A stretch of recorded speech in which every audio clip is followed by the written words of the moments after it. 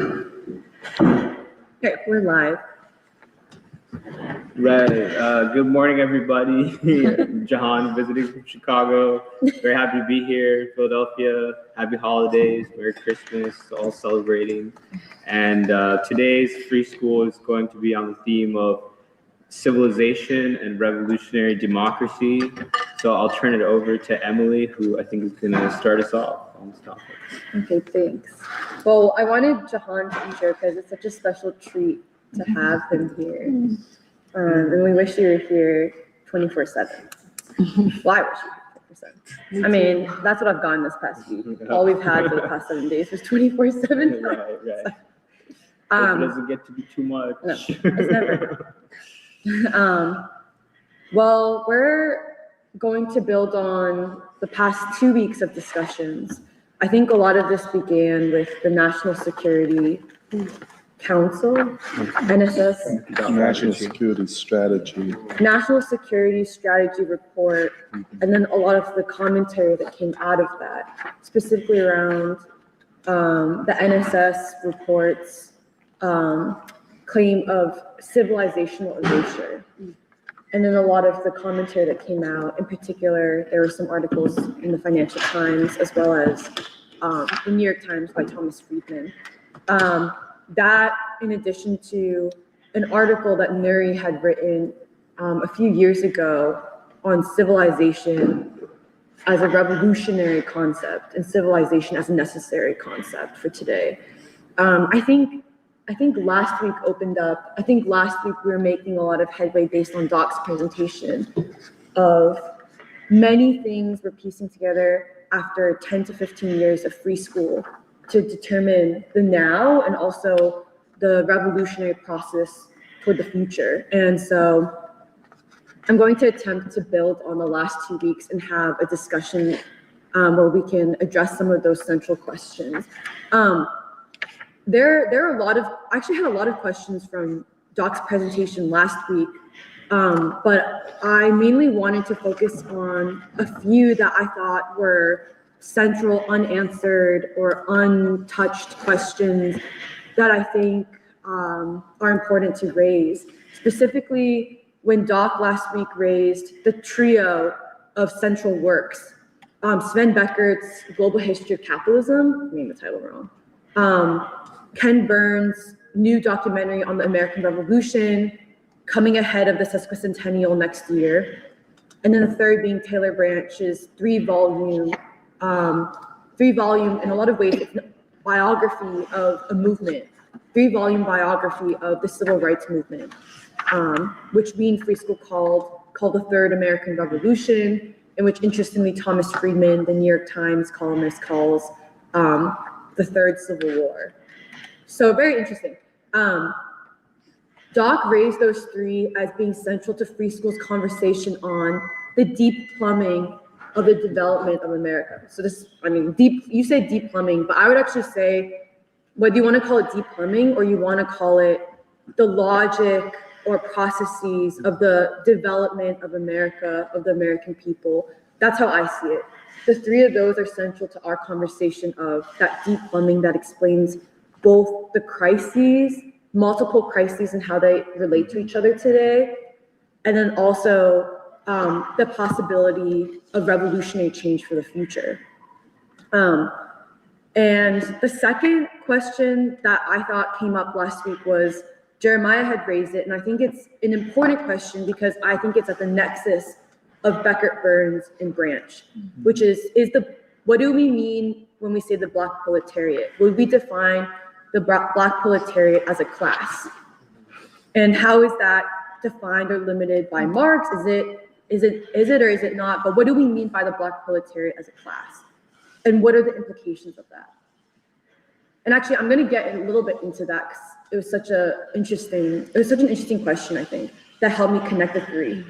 The third question that I will also concentrate on is the one that Doc directly asked me last week, which was, why does civilization explain the now? Like, why is civilization as a concept so integral to providing clarity of an assessment of today, and also why civilization is such an important framework to talk about what the people must do in this stage of history for the future? Like that was a question that Doc had asked, and I really didn't know the answer. I So think I asked how, not why. how? How it explains.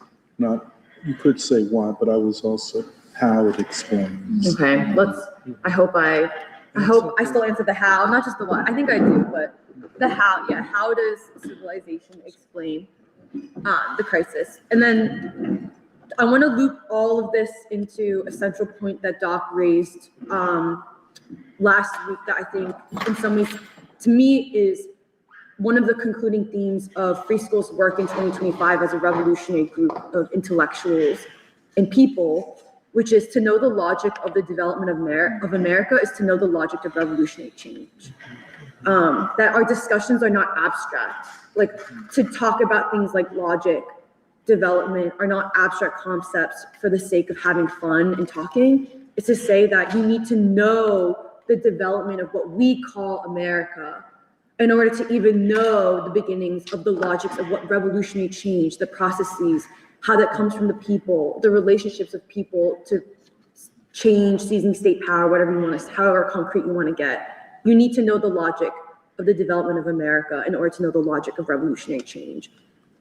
Like, I think that's a fundamental point of 2025 for us as Society Free School, especially looking back in our past year, how central it has been to even make the argument that there is a crisis of knowledge itself. And we in Free School see ourselves as being part of the production of revolutionary knowledge that in the hands of the people can be the leading edge of the people seizing power, the people taking state power. So I wanted to start with that. I also wanted to raise the past 2 weeks, our discussion of civilization. Doc used the term that you could see civilization as an onto-epistemological consciousness complex.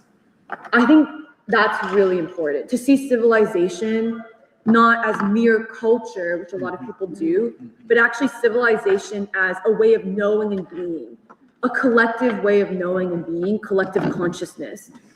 That is shaped both by history, but also organic to the people themselves, both as products of, but also agents of producing civilization, culture, art, democracy.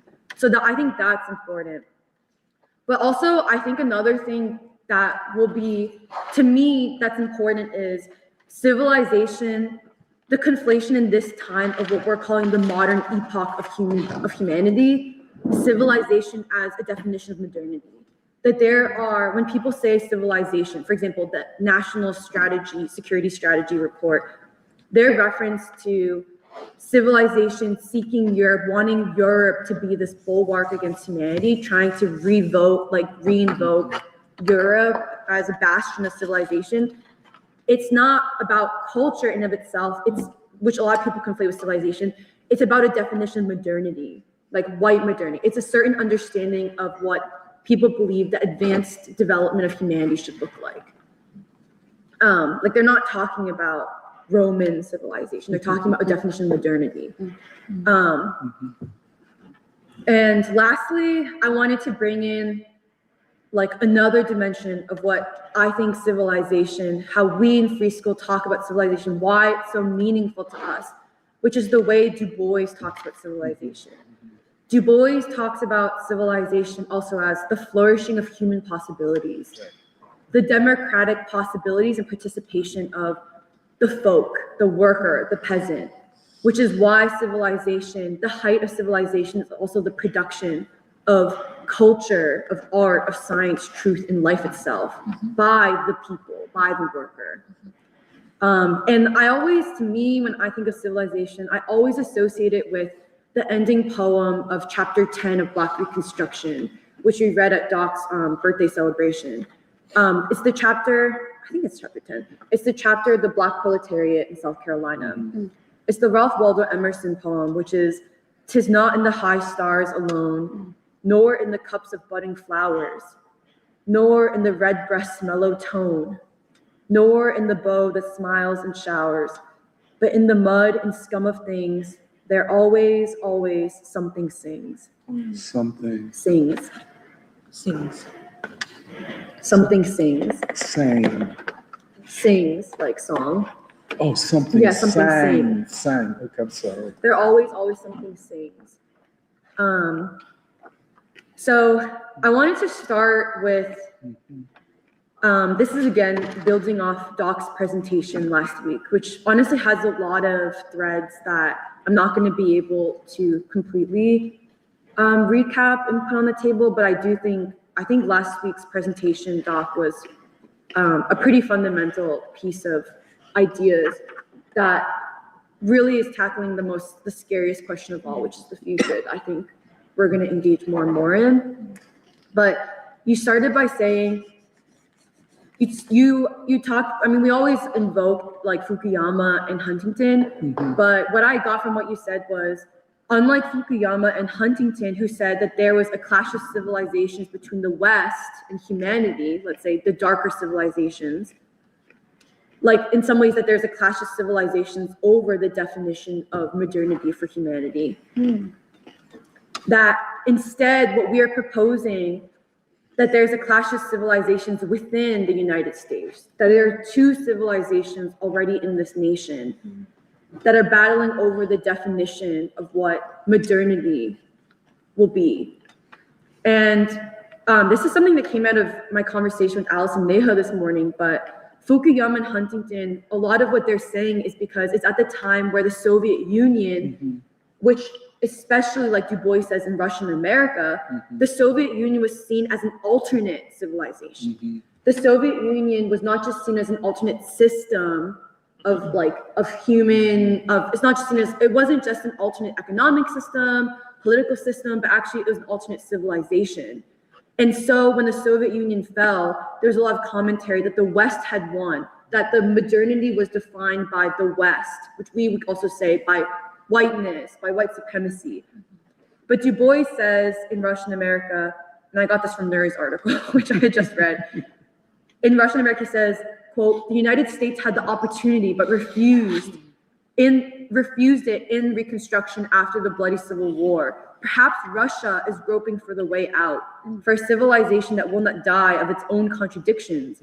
It must perhaps at least try to place beneath a new conception of culture, a foundation of mass participation in civilization, which Greece never conceived, Rome thought impossible, and Europe and America dreamed of, but seldom tried to realize. And I mean, that last part in some ways is why we're combining Beckett, Burns, and Branch together, because Europe and America dreamed of a civilization with a mass participation of the people, right? In all of its expressions, politically, political governance, political ideals, institutions, participation of the people in art and culture. So Europe and America dreamed of, but seldom tried to realize, to make real.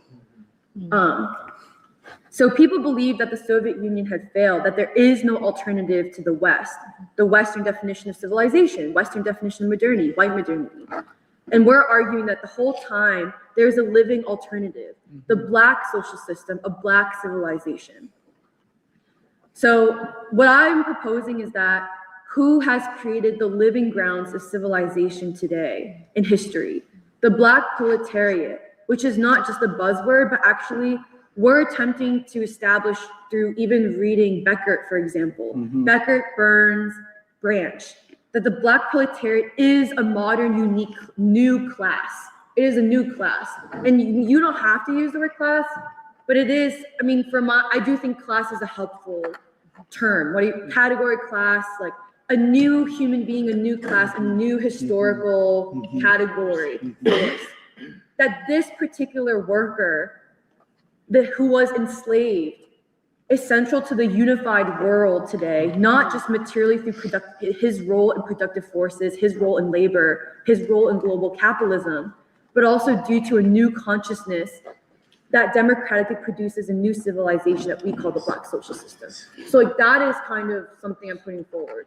That I do think Beckett, which I have not read, but I think I'm relying upon those who have read, that we could make the argument that we could build on Du Bois and make the argument through this long history of global capitalism that the Black Anthony Branch and the study of the civil rights movement, that the Black proletariat is both a material historic class that also has its own consciousness, has produced an actual consciousness. He does not act like the worker, Marxian worker, he acts like the Black worker. That is a unique class and a unique consciousness. That helps explain things like, why is there the sheer amount of philosophy, distinct and unique new philosophy, ideas, art, literature, music, and language that comes from what people trivialize as the Black community, but we would call Black civilization. Things, and I think for us, like you can really see it in, for example, Black folk did not just create the Black church, separate than the church, but also created Black gods, like Father Divine, Nation of Islam, Church of God, Sun Ra even. New Thought, where you have such strange but marvelous concepts like Black man as God, Black man as the Jew, Black man as the original people, Black man as Afro-Asiatic in one, man as angels, man as angelic, man as creating kingdom of God on earth, and finally, like our interview with Minister Ishmael Muhammad, man as divine. So that is evidence that this is a new civilization from a distinct class of worker that in the history of consciousness represents a class of consciousness, a form of consciousness. So I'm kind of arguing based on Free School Shoulders that the Black social system inherited 1776 and certain ideals and spirit of the democratic revolution, but like Du Bois said, the founding fathers were not able to realize or make real, but the Black social system takes it upon itself with the potential to transform the people and the future of the state, and also even, for example, the future of the state, that the state would even look different in the future. And I think this is actually not that dissimilar from the world revolutionary processes of how Ho Chi Minh, for example, took the spirit of 1776 and attempted to make it real through the Vietnamese Revolution. Like, because Ho Chi Minh says in a speech, quote, "All men are created equal. They are endowed by their creator with certain inalienable rights. Among them are life, liberty, and the pursuit of happiness." This immortal statement was made in the Declaration of Independence of the United States of America in 1776. In a broader sense, this means all the peoples on the earth are equal from birth. All the peoples have a right to live, to be happy and free. I mean, this is Ho Chi Minh building, making it universal, saying this is a modern conception of life. Like, this is a modern conception of what human beings in life ought to be about, and his realization of it, making it real, is to form a sovereign Vietnamese state. And even though it was communist, right, people see it as communist, really it's a democracy. It's a sovereignty of the Vietnamese people for the Vietnamese people, by the Vietnamese people. This was Ho Chi Minh making these democratic ideals real on halfway around the globe, against, ironically, the American empire. James Baldwin also says it interestingly. He interestingly also describes this, the way I think he describes this in a letter he writes in honor of the bicentennial in 1976, where he said it was Black folk. He writes a review of Alex Haley's Roots that just came out. He says that the story that Alex Haley writes in Roots shows that Black folk, that even though they call themselves the N-word, that we knew that a man was not a thing.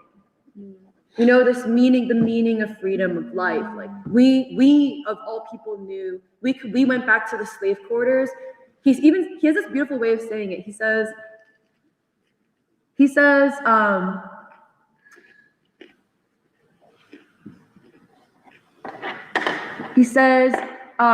is the same master who later sells Kunta's daughter as punishment for her having aided a runaway slave, and who, as Kunta is beaten nearly unconscious, as the girl's mother lies prostrate, and as the sheriff drags the girl away, walks head downward into his house. What, one can't but wonder, can be waiting for him in that house?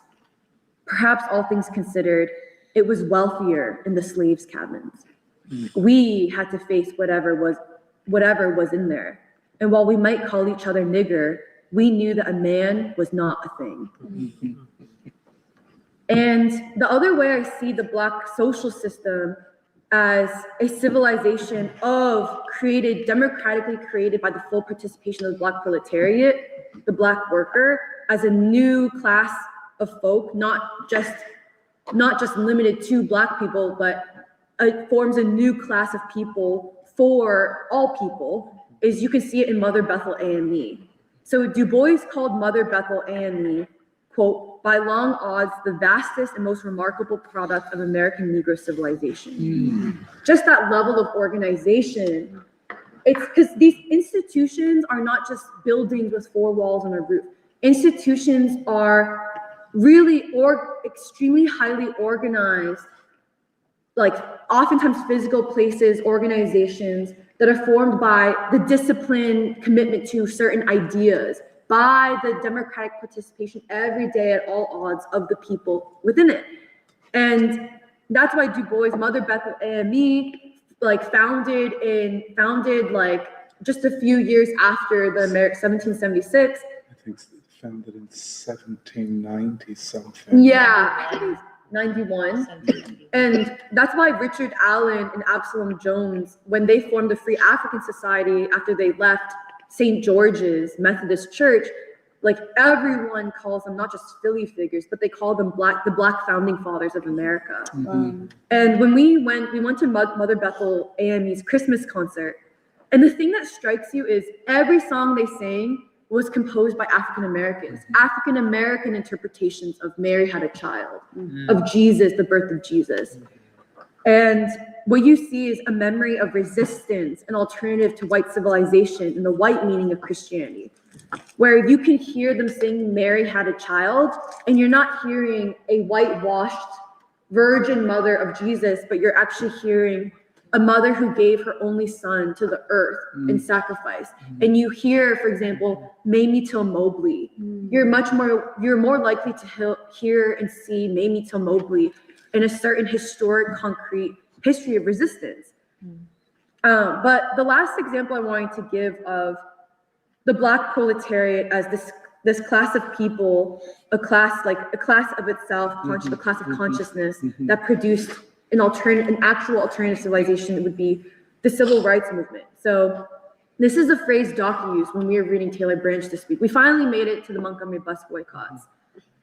And Doc made a point, a really interesting phrase. He said that the civil rights movement, it's not just a people's movement, but you have to see it as a mobilization of civilization.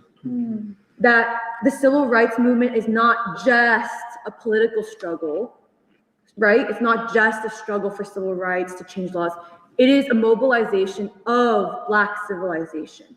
There's no other way to explain, for example, just the sheer amount of individuals who are ready to participate in such a mass movement, what becomes a very transformative movement. There's also another explanation for such a movement that combines not just political struggle or mobilization of feet and bodies, but actually the amount of music and art that is produced because of that movement. That is a mobilization of civilization. And I wish I could say more about that, but I think we're still actually studying Taylor Branch and working it out. But I think it also explains why King makes the point where he says, in Montgomery in 1955, he says this in Stride Toward Freedom, a self-assessment of the movement. He doesn't just call it a movement. He says, what we as Black people are doing is injecting meaning back into the veins of civilization. He himself says, we are making meaning of what we call, quote unquote, Western civilization. We are giving concrete meaning to whatever these ideals that ideologically, politically turned British subjects into Americans, except we are the ones making it real. And I think that's why also Baldwin always has this concept where Baldwin is Black people are the only real Americans on this continent. We're the only ones who have tried to actually snatch an identity out of the fire of struggle. And I wanted to end with today saying like, there are a lot of, everyone is polling because everyone is interested in how there's no center holding the American people together. And I think there's so many polls being released all the time. I'm sure you guys have more polls to contribute, but I was looking at like just all the smattering of polls, things like 82% of the people polled believe that this country is at a breaking point. 22% of the people, only 22% of the American people polled trust the federal government, the central governance organism, to do the right thing, which is down from 36% in 2009.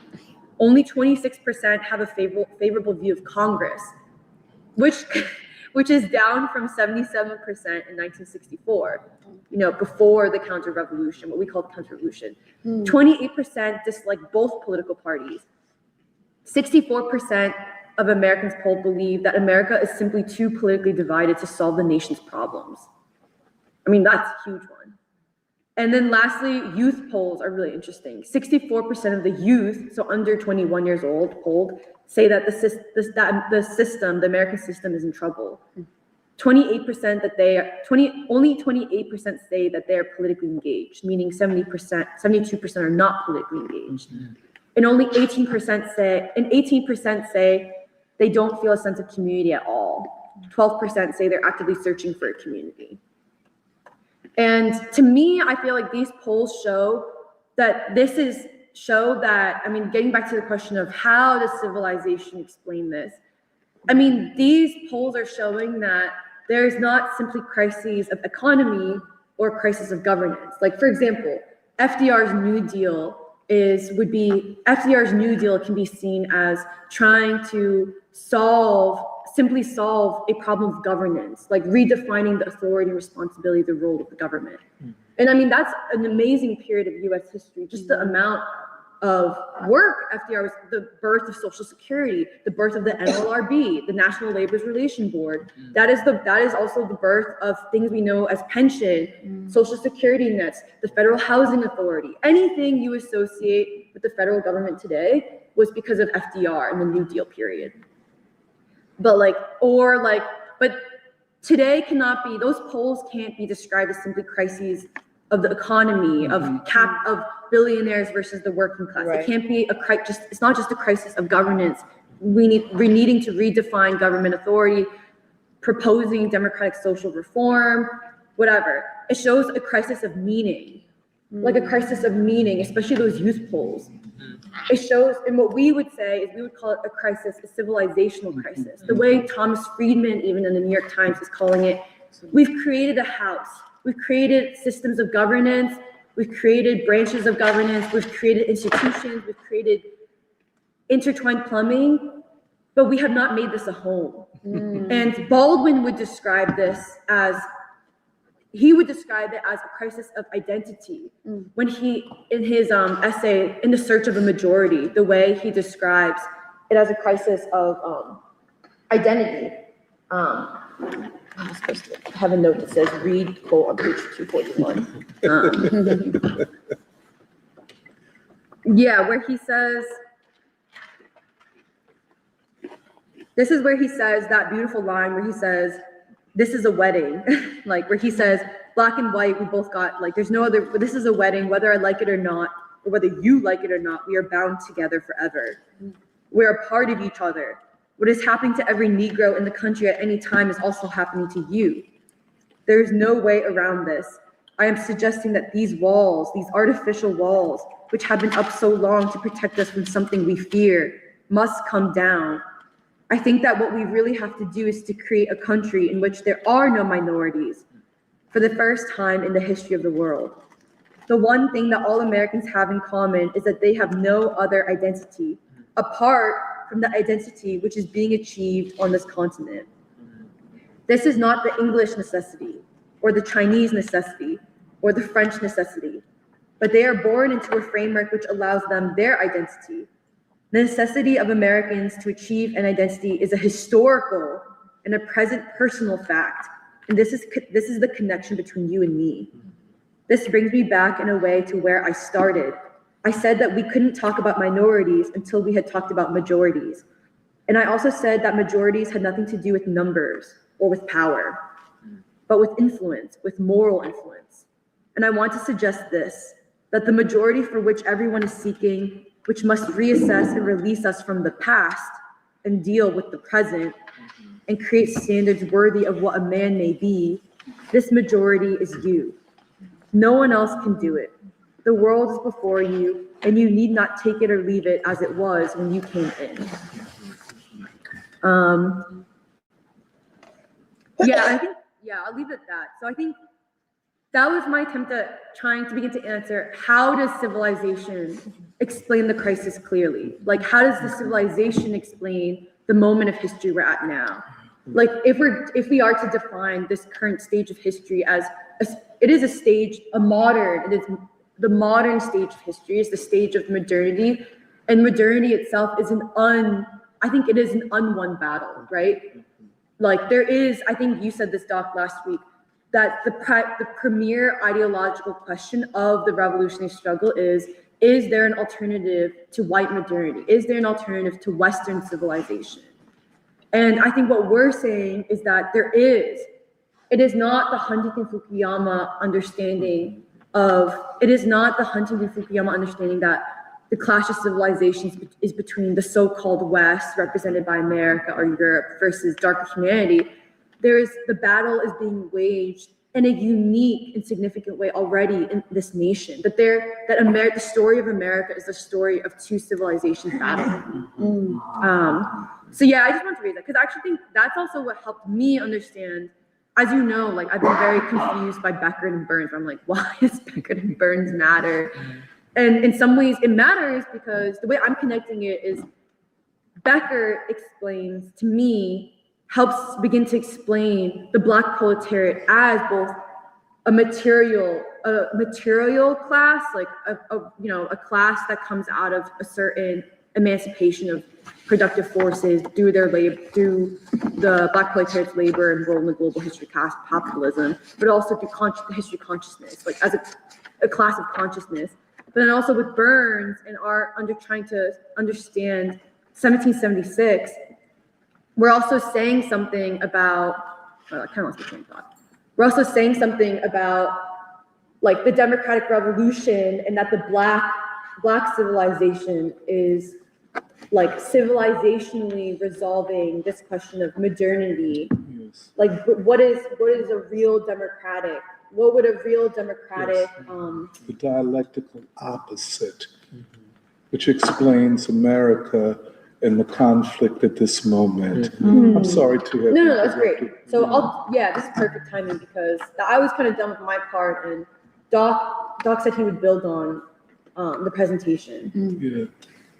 Well, thank you very, very much. And it was really beautifully done. I guess we have to always remind ourselves and other people who listen to us why we do this. What is the point of free school? I know there are people who drift in and out on the live stream, and people who drift in and out physically from free school who can't figure this out. So we're not doing this because I'm an OG teaching y'all. It's not hardly the case. Yeah, I'm an OG, but I'm a part of something more than myself. And what we do is at the essence of what revolutionaries must do. And I really appreciate your deployment of Baldwin and Du Bois, King. These are the key figures, the foundational figures. So, for example, those who, for all these many years, have attacked Du Bois, and I know you guys may not be familiar with this history, but it's a very brutal history. Throughout the Cold War, Du Bois could not be taught in universities or wasn't taught in universities. Even historically Black colleges and universities, for example, the one I went to, I don't ever remember the name Du Bois being mentioned. And suddenly, with the end of the Cold War, the collapse of the Soviet Union, the collapse of the world communist movement, then Du Bois becomes this corpus that the crows and the vultures feed upon for their own selfish, narcissistic, and careerist purposes. I kind of saw this happen,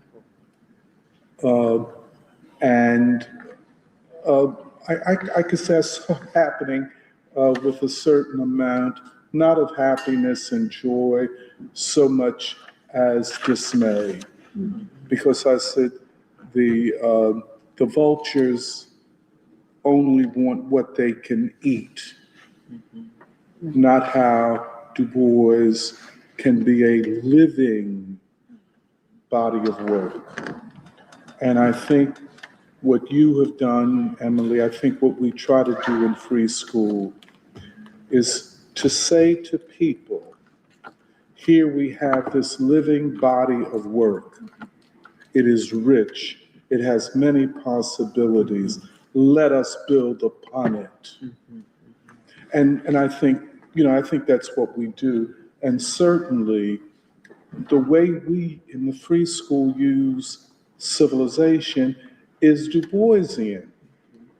I mean, even from his 1897 speech at the founding of the American Negro Academy on the conservation of races, and race in his usage at that time at the end of the 19th century, race was a synonym for civilization. Great races were considered great civilizations. And so he was calling at that early point for the conservation of African civilization in all of its forms, but especially in its manifestation in the United States. And that's, of course, the way he deploys civilization, or civilization as a lens for sociological study of the Seventh Ward and of Mother Bethel AME Church. It is not just sociology as we think of it today, but it is a study of a civilizational resilience. And as you say, we have been so fortunate here in Philadelphia to visit like Mother Bethel, like Father Divine, all of these institutions of civilization. We've been just very fortunate. I don't know of any other place in the country that could be this fortunate. And so we, even when we're not constantly saying it, are kind of aware of the fact that we are living this civilization. And I agree with what you said, when we were studying Taylor Branch, that it occurred to me as we were reading, I think, the chapter on the Montgomery bus boycott. And we were saying, oh my God, this is not just a mobilization of an oppressed people. This is a mobilization of civilization. Yeah, that's interesting. And it would unfold throughout the next decade. And I think you're right.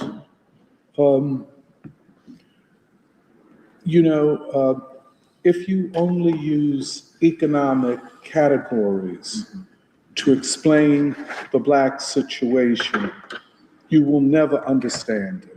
Yeah.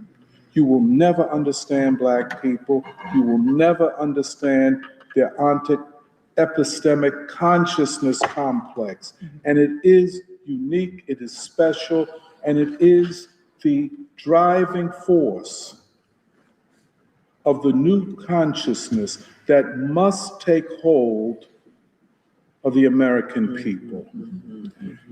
Any other thing, any other approach, I think, leads to a dead end. Anything else leads to a dead end. This is why, you get so many commentators upon what's going on in the United States, the decline of the U.S. empire, the fourth industrial revolution and AI, hip-hop commentary, and all of this, all of which are trying to find an anchor, but only through distancing themselves from the people.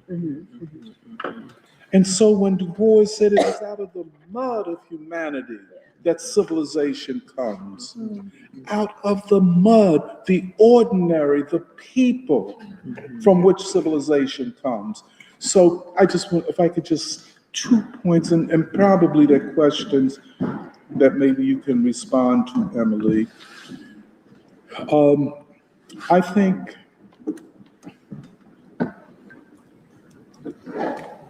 the epoch of the human, as opposed to the epoch of Europe, in some ways is hoisted upon the shoulders of Black folk. What I mean is that Black people shoulder a heavy burden in this transition. That's not to take away from anybody else, any other civilization. But when you look at the dynamics and the dialectics of this transition in its deepest and widest sense, I don't know that any other people carry the burden, the same burden of this transition. I don't think there are any people that so confront Western modernity. I think it is still a question for most nations and for most civilizations. Well, where do we, let us say, the Chinese, fit into modernity? Where do we, the Indians, fit into modernity? For Black people, it seems so clear. Right. Where do we fit it in transforming this? I think it is all over everything, that we do. It is almost our identity. You can almost see, I know the way I talk, and I'm always apologizing to you all for not being, my language is often not as polite as I would want it to be, believe me. I get embarrassed. I curse too much. I get too ghetto, but come on, man. I do. I really feel a certain self-consciousness about it. There's an authenticity deficit in the modern day. Yeah. Well, and it's because, and even I would say this just as an autobiographical thing when I reflect upon it, even my crudeness is a manifestation of my confidence. It's a form, it reflects my combativeness. I don't have to adhere to standards of white people. I'm not in a university trying to get tenure and trying to appeal to white folk. Or white folk, period. So I will speak in the language and the tone and the spirit of the people I know best. And it's almost my homage.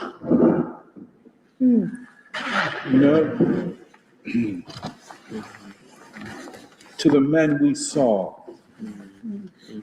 on our deindustrialization tour last week. I want to talk so they understand me. I don't ever want to lose my closeness, my spiritual connection to them. So I'm not trying to make a compromise as y'all say, to white standards, as Paul put it. I just can't. I don't want to do it. And so even here, as we study, especially Black men, and what, I've tried to call this long death march that so many of them are on, and it is that, a long death march. They know the drill. They know what it is. They've seen it. They see it all the time. But like Robeson and Du Bois said, it is from them that new civilization will arise. So when we talk about a different class, we're not talking about economic categories. We're talking about a complex mixture of being and knowing and civilization and culture and resistance. And what separates those young men that we saw from the complex of whiteness is that in terms of their values, they are far superior. They are a class for themselves and therefore for humanity. And if we got out of the car and would talk to them, and they wouldn't be hostile. If you talk to them, yeah, brother, where you from? Well, my family started down in North Philly, and then we moved up to West Oak Lane, and now, so how you been? Well, I'm trying to make it, very humble, very generous, very gentle. You know what I'm saying? But within them is something special. You won't find it in the MAGA movement. a movement filled with narcissism and anger at the wrong people. And insecurity. Deep insecurity and the knowledge, though not admitted, that whiteness has failed. And you're not going to bring it back. And this degenerate, narcissist, demented president, the people gave him an opportunity to do something good, and he chose the opposite. So he must be allowed to descend into the dark night and die the death of a coward. Let him go. But the people have not stopped, and we see it all the time. Now, so I just want to, Black civilization has been hit hard over these last years. The height of the mobilization of Black civilization was the Third American Revolution, which was a Black revolution. It's no question about that. Such a movement and such a future movement which must occur could not come from any people but Black folk. Couldn't. And then when we look back and Taylor Branch and we study the mechanisms and all of that, and then we go to churches, Mother Bethel, you say, oh, it makes all the sense because it is still alive.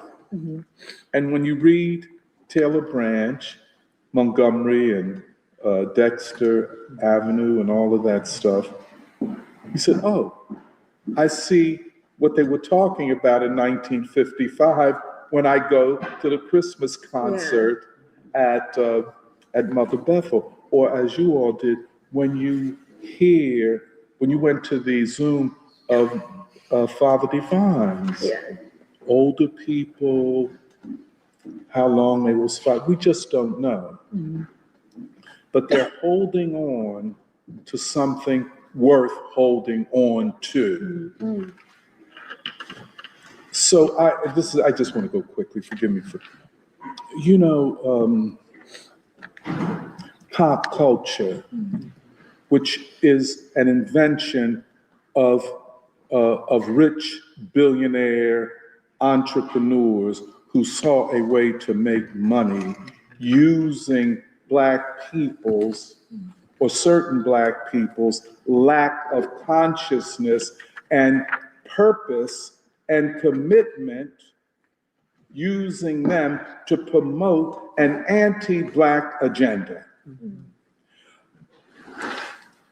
We can argue, and people will argue with me, and I welcome it, to be very honest with you.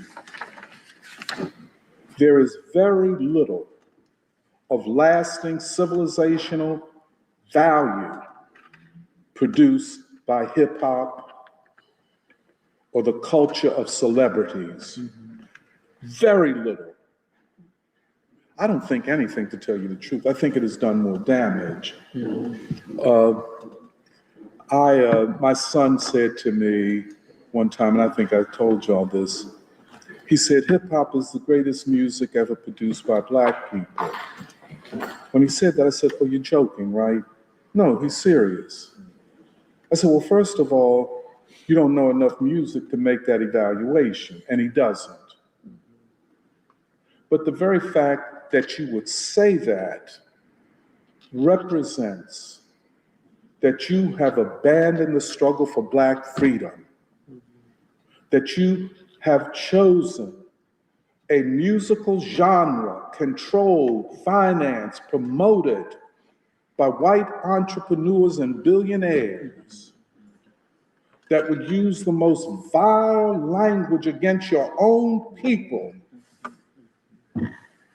and without resistance embraces as the greatest thing we had ever produced, says more about you and maybe about me as his father than I think either of us want to acknowledge. Well, I'm not going to take responsibility because he's a grown man and a father. But the very fact that I've heard others say, for instance, I went to a conference at Lincoln University, and a professor was making the case that Kendrick Lamar is one of the greatest musicians that Black people have produced. Well, I know this guy too. He doesn't know enough about music to even make that judgment. I don't know how much Ellington or Mingus or Sun Ra, anybody else that he is listening to. But he is prepared to make that based upon three things. One, he got 2 Grammys. So the next question is, who gives out the Grammys or the Nobel Prizes? He headlined the Super Bowl. I'm saying, now you're going into the gutter. And I think there's one other thing I forget. And he said that since we have Kendrick Lamar, we don't need Shakespeare or Beethoven. I guess he would also say Coltrane or Sun Ra or anything else. That hip hop, because of its, quote, popularity, had transcended everything that Black folk had ever achieved. I find this disgraceful, and that this is taught. And I know when I was fired or let go at Temple, one of the things they said is that we don't need Du Bois. This is, I think, 2014, 2015. We don't need Du Bois. And so the Black newspaper said, well, why do you say? Because we made a turn towards culture. The people said, what culture? He said, hip hop culture. You don't need Du Bois at a university and in an African American studies department, but you need hip hop? This, and I will say it, this is a direct attack upon Black people. And the sad thing is that many Black people have not been prepared to defend themselves against it. A great ideological and propaganda attack upon Black people. And, you know, if there are any people listening or anywhere else that have a different, please say it, because I like to, let's go back and forth. It has been an attack. How do you go from just, let us say, John Coltrane or Love Supreme, to you calling openly Black women bees and hoes and all that type of thing? And you know, each of them knows that had they called a white woman that, they would have been canceled by the white establishment with the quickness. But you could attack Black people. And then it sets up this fake dialectic of now of a Black feminism that is defending, quote, defending Black women against this excess, as though all young Black men and all Black men held the values of this corporatized culture. Yeah. So Black people, faced with the crisis of deindustrialization, of a cutback in the social contract, just the whole complex of things, are now faced with an internal attack upon them, upon their dignity as a people. And then you add to that sports, celebrity. You know, why are the Eagles or the 76ers or any of these sports teams, which are corporate instruments for people to be distracted, why is that such a great thing for us? It is not. Okay, at one point to have a Black quarterback after we were denied, okay, that was a breakthrough. But leave it at that. That is not who we are. The Black quarterback of the Eagles is not someone that we need to identify with when there's nothing else that is given to us to identify with. I remember Mark Lamont Hill, who has always sought celebrity, and like a lot of the people of his generation, a narcissist, a careerist, and an opportunist who will try to play both I'm a revolutionary when it comes to the Palestinians, and I've spoken out for the Palestinians. Well, good for you. Or I stood up for movement. Well, good for you. But that's not enough, hometown. There's more to this than just that. Who proposed at one point that we introduce a hip-hop pedagogy into elementary schools. That the way to teach Black people or Black children is through hip-hop. Well, what is the moral consequences of it? Why not teach Black children through Marvin Gaye, Curtis Mayfield, Ella Fitzgerald? We've produced too much to say this is all we have to offer. So I like to, just this attack upon the substance of this great civilization, this transformative civilization. The other thing is artificial intelligence. And I know these are two very widely different things. And of course, it's now coming out that AI is not a neutral technology. AI is shaped by whoever does the software, even who constructs the hardware, the chips. The chips are not neutral. Of course, there's circuitries and so on and so forth, but it depends on who designs them and then who applies different softwares to it. So the claim of OpenAI, ChatGPT, and all that shit, is that we will produce machines that will outthink the most bright, the most brilliant people alive, which means that 90% of humanity, and I guess in the United States, 100% of Black people are a surplus population. Because we've already been defined as intellectually inferior. So if they're going to produce at the highest level of intellect, we're not even anywhere near the game in terms of them.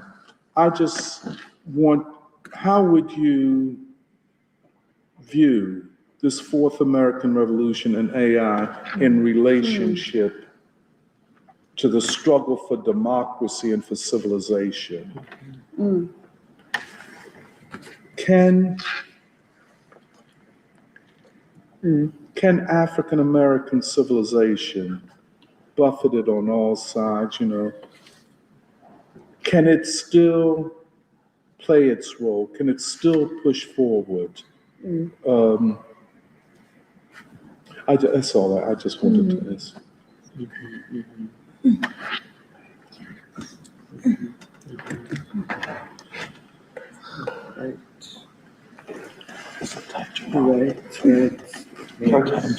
Comment on what you said about Speak up. celebrity culture and music, because it's been an interesting year for sports.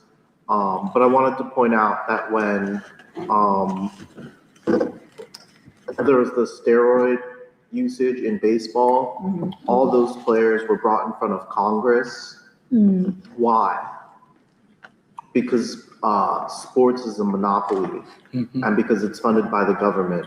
And so when those baseball players were using steroids, they had to go in front of Congress because of authenticity of the sport was broken, and because there's so much government money tied up in that it became a government issue. And there was the gambling ring that was broken up, and that coach and some former players went to jail. And then I wanted to point out there was the Luka Doncic trade, which I don't know too much about. I doubt anybody in this room knows too much about. But what upset sports fans so much was that the league, quote, quote, the league and the commissioner had orchestrated this trade behind, above the players. Oh, you mean the basketball stuff? And I don't understand, what the purpose of that was, but that was because of money and branding. They wanted to move him out of that market into a different television market. And all this is to say, there's a big authenticity gap, and if you pay close attention, it's almost like WWE wrestling. Like, do you know it's fake? And people are now openly talking about, oh, sports is fake. Sports is about gambling. Sports is big business. And so if I wanted to point that out. That the average person is aware that a lot of this is manipulated. And then what you said about music. I think I brought this up before, but the thing about Elvis and the Beatles was the first time, and I guess jazz as well, lesser known, was the first time that older people and younger people didn't listen to the same music. Because music used to be a social activity where you would get together and people would play music together. Now it's more of an individualistic activity with MP3s, players, and whatnot. And streaming and whatnot, but youth culture and youth music, it was a youth revolution that young people were listening to different music than their parents. And usually their parents didn't understand why. And nowadays, we've talked about the term state capture before, and it seems that what we're discussing is a phenomenon that's happened to other things, like, as you were saying, to Black leaders. But state capture has occurred to the music industry. Yeah. And it began maybe with hip hop culture, where some people say, oh, well, hip hop culture was revolutionary in the beginning. Yeah, maybe so, but it's clearly been captured by the state. And you can see that when you look at the careers of Ice Cube and Snoop Dogg and Diddy and all these people. I think some of them were more violent than others, but Ice Cube was clearly just, he's a child movie star now. His last movie was a children's movie. It's just so fake. The persona is so fake. There's a authenticity deficit, and people are looking for real, authentic drama, or not even just drama or entertainment, but authenticity in general in their politicians, in the public sphere. Yeah. Can I just say something? You see this this obscuring of the struggle for the truth by symbols, by identity. I can identify with Megan Thee Stallion. I can identify with Beyonce. Identification rather than the struggle to know, the struggle for the truth, which breaks down the complex of being and knowing. Being is identity, and knowing is pushed to the side, and that's in sports too. I can identify with Jalen Hurts because he's black like me. I can identify, and so the whole process of is obscured. That's all I need to say. I don't mean to cut you off. I don't know if this makes sense, but I guess also as it comes to this question of identifying, like who's identifying with who, like we're dealing with a generation, like you were mentioning the people who were teaching hip hop, like that's on one age group, like maybe reaching their 50s now, but at the time 40, whatever, and then like to 25, like that generation is interesting to kind of reevaluate, meaning like what is the aspirations. I've been thinking about it. Only in terms of the fact that it's obvious that our generation are revolutionaries, and it's like a matter of how to like kind of become that. Say that, to become revolutionaries? Yeah. So you say that they see hip hop? No, I'm talking about what in this, after facing the counter-revolution and the children of a counter-revolution, like how do you, like there were stages of dealing with the counter-revolution. Okay, on the one hand, it's hip hop, like a kind of naive thing.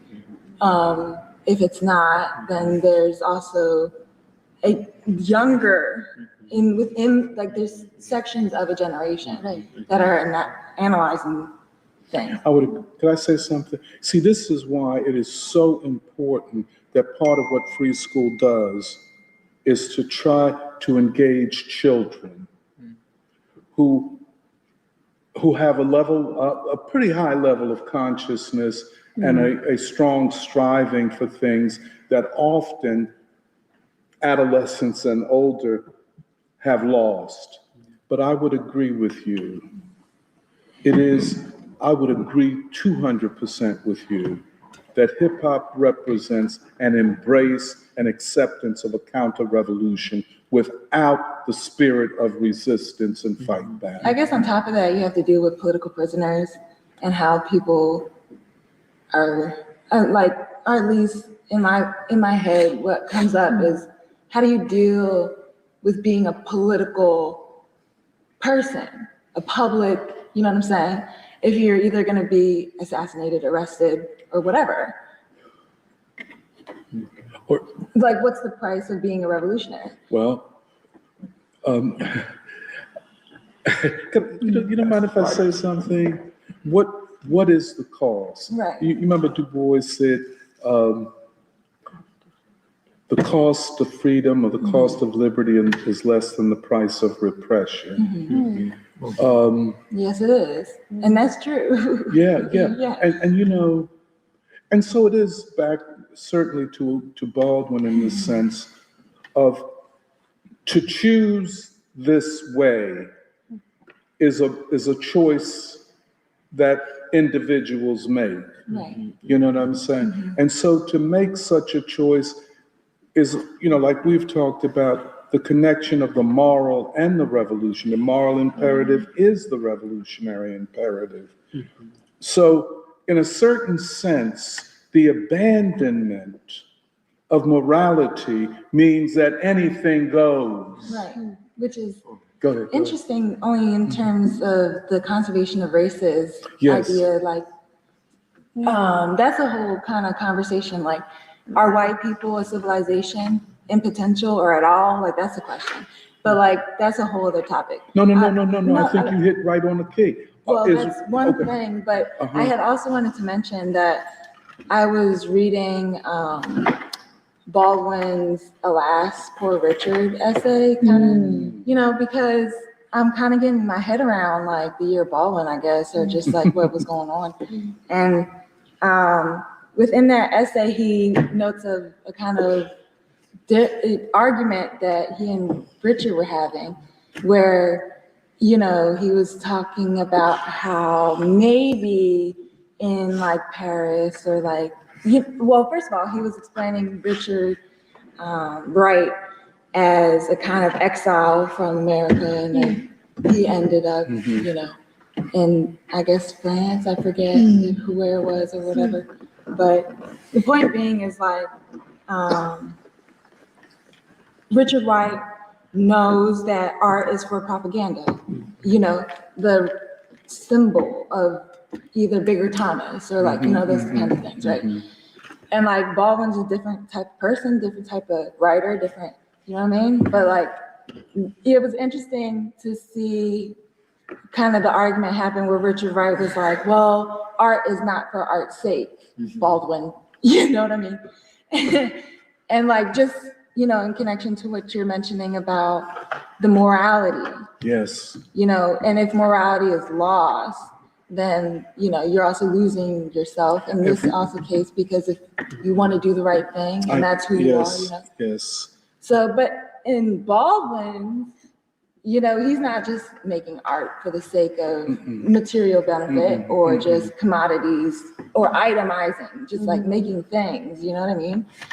But at the same, but like it becomes slippery where you don't really know the complexity of the dynamics of human thought that he was also, able to explain and emphasize or like, and, kind of investigate, which is, that's more to a few, something else, which we're talking about. Like, what does it mean to be able to develop a civilization in after a revolution has occurred and after a successful transformation of, happens.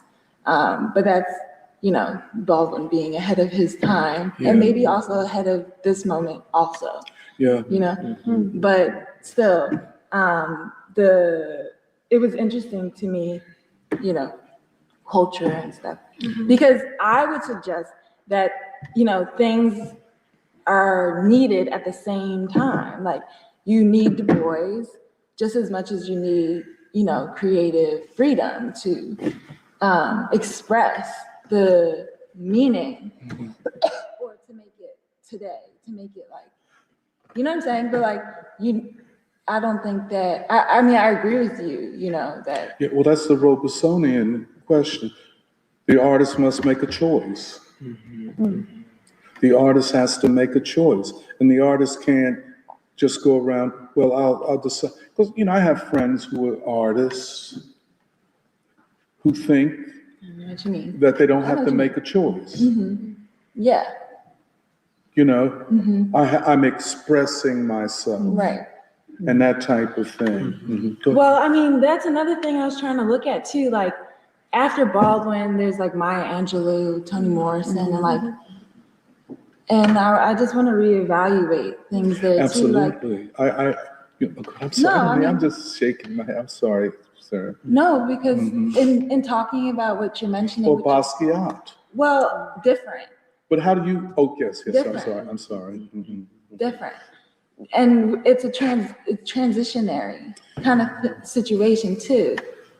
But I think Morrison is, could yeah, I just say one thing? I think Morrison is, like you say, a special case in the sense of her body of work, okay, Nobel Prize, Okay. yada, yada, yada, and her iconic status. Mm-hmm. But, okay, so Oh, really, so go- really go. the reason why I was looking at, or I'm on this whole language thing where I'm trying to figure something else out, like Baldwin writes in a new way, and I was like, Mm. wait, so he's writing like those kind of, the people that you kind of came up with, where there's bass in your voice, there's a different rhythm, you know what I'm saying? An unapologetic black man, kind of way of talking. That's a good way to put it. And like, so if Baldwin is writing that way, you know what I mean? Like, it makes sense as to why. And being in the world like that. Yeah, like it makes sense why like he's not making sense to a majority audience, a general public, Mhm, critics, mhm, white people, Mhm. whatever. mhm, But like, mhm. what's interesting about it is that the writer also becomes like something that is complex. Du Bois is also a writer. Yes. Come on. No, I mean he This says is it in very, his. this is I very didn't bring the important. book, but like I can pull up the chapter, Mhm, but mhm. well, actually, my phone is dead. I'm trying to remember. Wait. So he was saying in like his first paragraph about how the writer is like only like it was so funny. He was talking about Richard Wright, Mhm. but he was also saying that after the artist or after the writer is, which is I guess different than the artist, but after the writer is no longer with us, we're now just left with the work, Yes. which we have to face, and there's no intermediary Mhm. between Yes. the people us and the words that are written. This is very interesting. No, Keep on I just going, thought it man. was- Keep on going. No, This is, just see the question of who mediates Baldwin. okay. In other words, No, I don't understand. Where you going? who becomes the interpreter? Oh, okay. How is Baldwin appropriated? And Right. what institution? Yeah, that's true. And this, of course, becomes the role of the academy, Yeah. of all of these professors They're reading the whole language who thing couldn't wrong. who couldn't walk in Baldwin's shoes even if they tried, who now are going to become interpreters of Baldwin. Right. Remember in the year of Baldwin, we faced this problem we're not making him a queer, this, Right. that, or the other. It was huge, and we had to like defend that shit for like, we couldn't even get to the profundity of the work. Yeah. Because we were kind of like defending all angles of both free school, Baldwin, That's right. And Baldwin as a as revolutionary. a revolutionary, But as see, God's revolutionary voice. That's right. It was so, of course, we faced it at the Central Branch, and I think in a more intense way at the Lucian Blackwell Library, where, this Yeah. whole thing, I'm interested in Baldwin But, because I'm queer and he was a queer writer. and there was always a but. And but you say, well, but that's not how he saw himself. No, He saw himself As as a a black black man. revolution. Yeah. Yes. And that makes that's a big difference in this complex, civilizational complex. and what Baldwin was Am I trying a to- black man? Right. Or am I something different, even though, you know what I'm saying? Well, like what he was trying to explain was also in how he was writing, Yes. and what he was trying to explain is what people can't seem to get, which is if you want to, I don't know. It's kind of like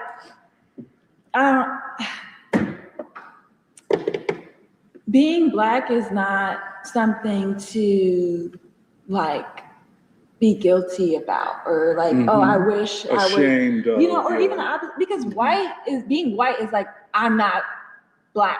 I'm not like what's ugly about being Black. And I have I'm not- nothing to apologize for. Yeah, But then if you Black, you got everything to apologize for. Just All the like time. Audre Lorde stepped to Baldwin, I want you to take responsibility for all of these Black men in Harlem who are shedding the blood of Black women in the street. right. Baldwin said, well, wait a minute. Are you going to, a collective guilt? And that's why, So all Black men are guilty. All Black men are criminals. All Black men are responsible for the fate that they find themselves in.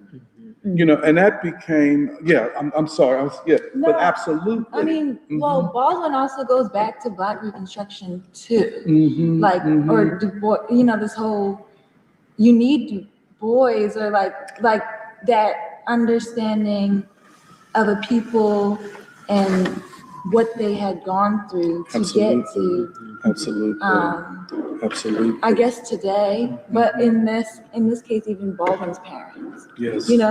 Yes. I mean, maybe I didn't talk to my grandmother about how she came from, South Carolina, whatever it was, or her story. I just wasn't even around for that, But with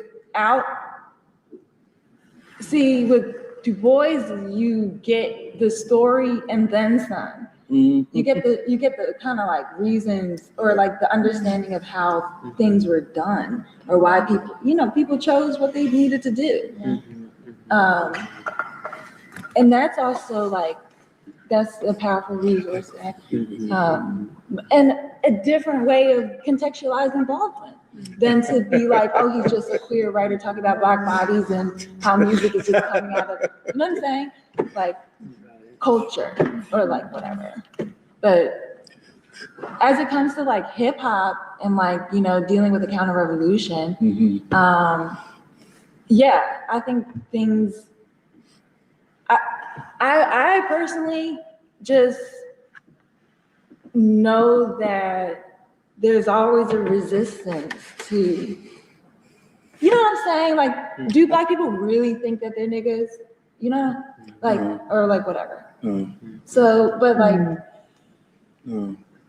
I think that things move forward and, in what ways we have to be able to look at. But at the same time, I thought the point was that things were complex. Things happening at the same time, where I don't think Free School has anything to apologize for about, Du Bois or the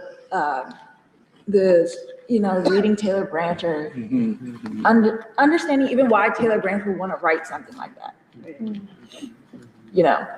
But that's because I'm not afraid of, like standing on business. Like this is just, if it's accurate, then yes, and we can move forward with that information. And if there's more information from somebody else, then I can hear that too. And I don't think they would disagree with the way that we have moved the past couple of years either. I agree with you. I agree with you. But yeah, I wonder to see like how a new culture will emerge. And I think that it would have to, in a way, and I think we're making possibilities for that to happen because we haven't moved from Du Bois. And Du Bois is the spring where civilization can come from. There's so much to still do and understand. But Right. Well, this discussion has laid a lot on the table. It's making me think of a number of things. I think first, I think it's very significant that the Billboard 100 said, I think for the first time in 35 years, that no hip hop track was in the top 40 songs. And at first I thought, okay, maybe they don't track like streaming. They only look at songs sold.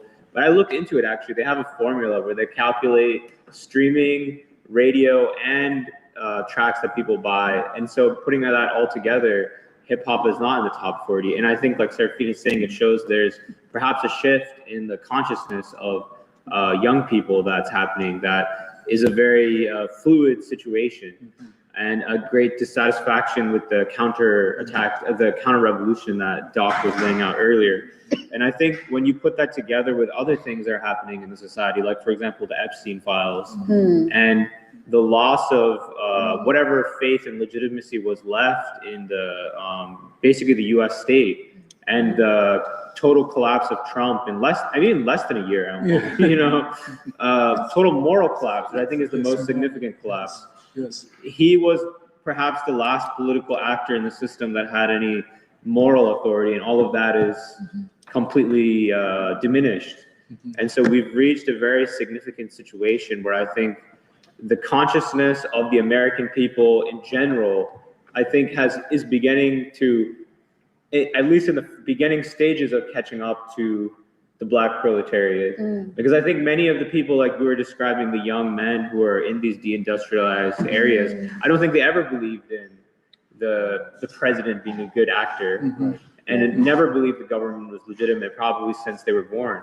And now larger and larger sections of the American people are coming to share that opinion, which brings us sort of closer to a tipping point.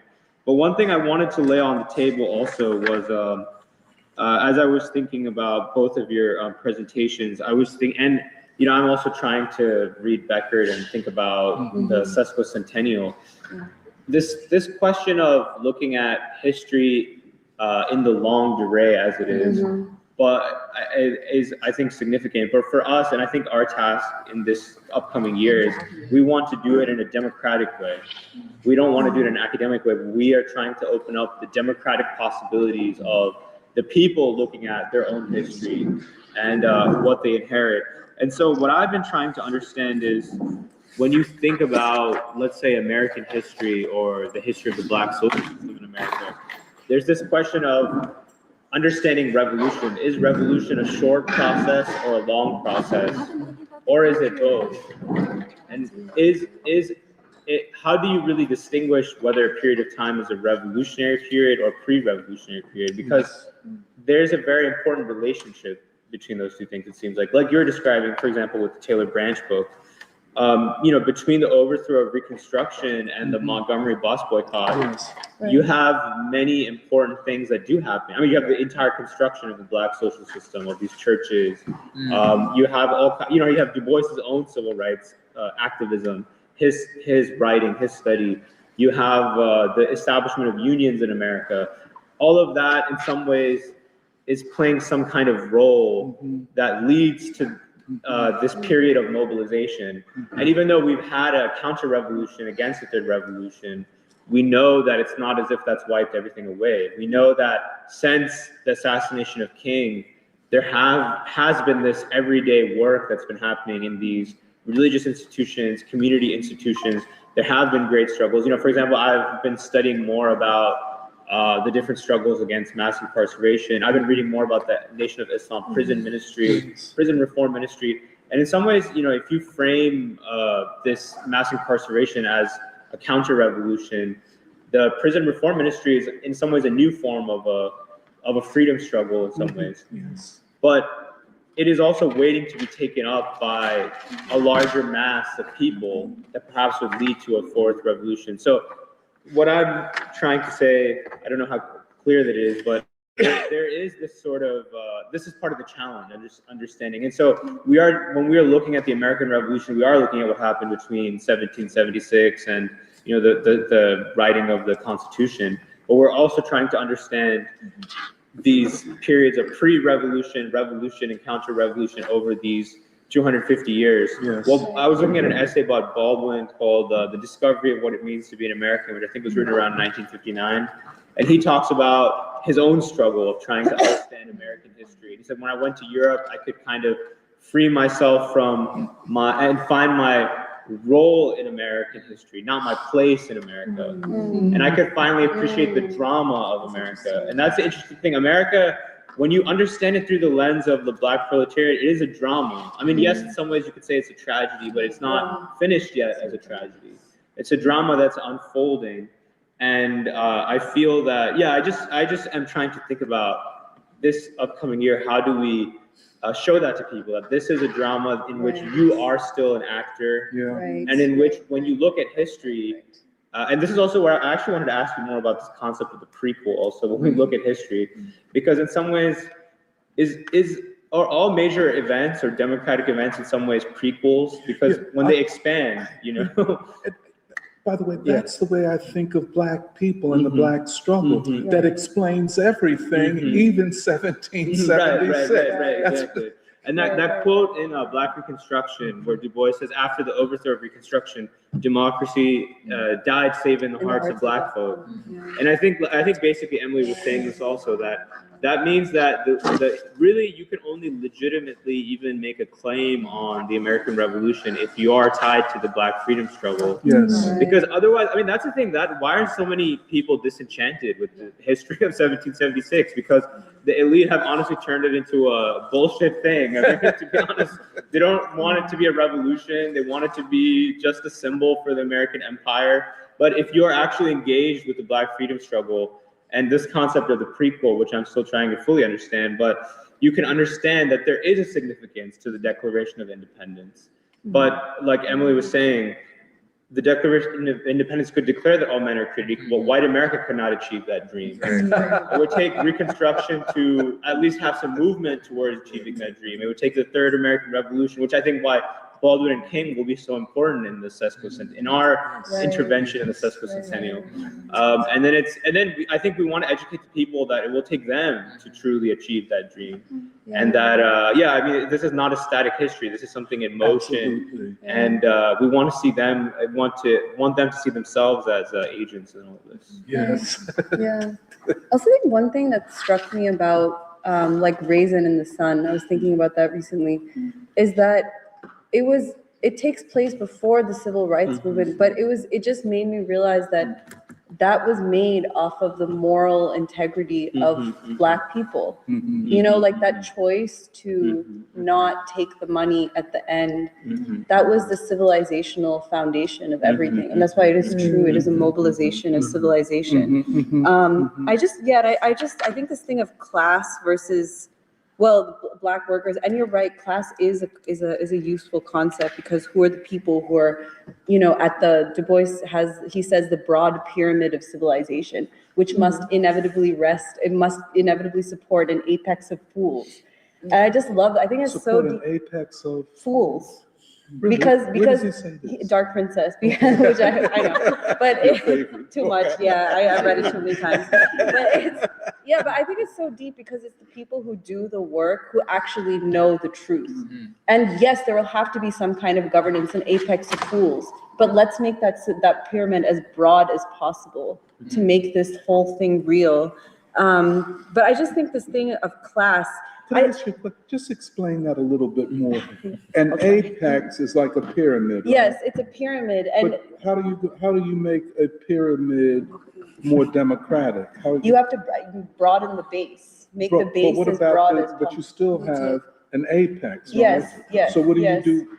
I mean, but go ahead. I think it has to do with that working thinkers must become thinking workers. Okay. Until now, we've only Okay. had, let me try to remember. Until now, we've only had workers who do not think, led by thinkers who do not work. But we really need working thinkers to be the leaders of thinking workers. And just, I mean, that's where the question of class comes in, and the question of Black folk, because who are the ones who are keeping society? Even we were in the emergency room this week, and the emergency room is completely dysfunctional. It takes 10 hours to get something really basic done. But the thing is, who is keeping it going? It's the housekeeper who's bringing the Black housekeeper is bringing this, like, you know, annoying older white lady who wants a cup of ginger ale. She gives it from her own lunchbox, you know, and just who keeps the whole thing going, that base, that broad base. But then I think it is actually, I mean, it's really important, the way we're thinking about it, because when you think of class, it conjures up Marx. So what power do workers have? they have the productive power. If they stop the production, they can stop society. That is the strike. That is the power of the working class. But what happens when you discard a labor force, which is what's happened in America? And I just wanted to read this quote from this beautiful collection of King's speeches, All Labor Has Dignity. And some of the formulations, we read it, and some of the formulations are so powerful. This is one of my favorite. It's a speech given to the UAW in Detroit in 1961. And the speech is called, "We the Negro People and Labor Inevitably Will Sow the Seeds of Liberalism." And it basically, he makes the point that labor's interests and Black interests are the same. They face the same attacks, they have the same needs. And when labor realizes that, then the country can, he calls it liberalism because it's still 1961. Yeah. But basically he's talking about a new civilization. And I just wanted to read this because he talks about automation also. And he says, automation cannot be, I thought about it when you're talking about AI, automation cannot be permitted to become a blind monster which grinds out more cars and simultaneously snuffs out the hopes and lives of the people by whom the industry was built. And this I think is really deep. Perhaps few people can so well understand the problems of auto workers and others in labor as Negroes themselves, because we built a cotton economy for 300 years as slaves on which the nation grew powerful, and we still lack the most elementary rights of citizens or workers.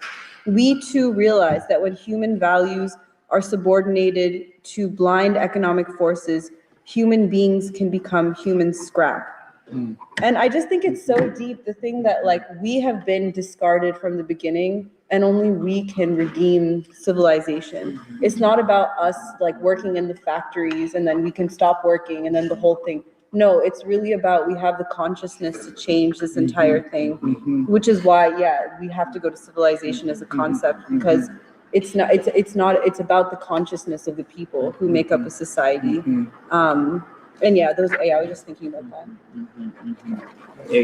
I just want to quickly say on that. I mean, because we're, this concept of stranded populations, King was identifying the beginning of that even in the 60s with automation, warning white labor about it. I mean, they didn't heed his warning.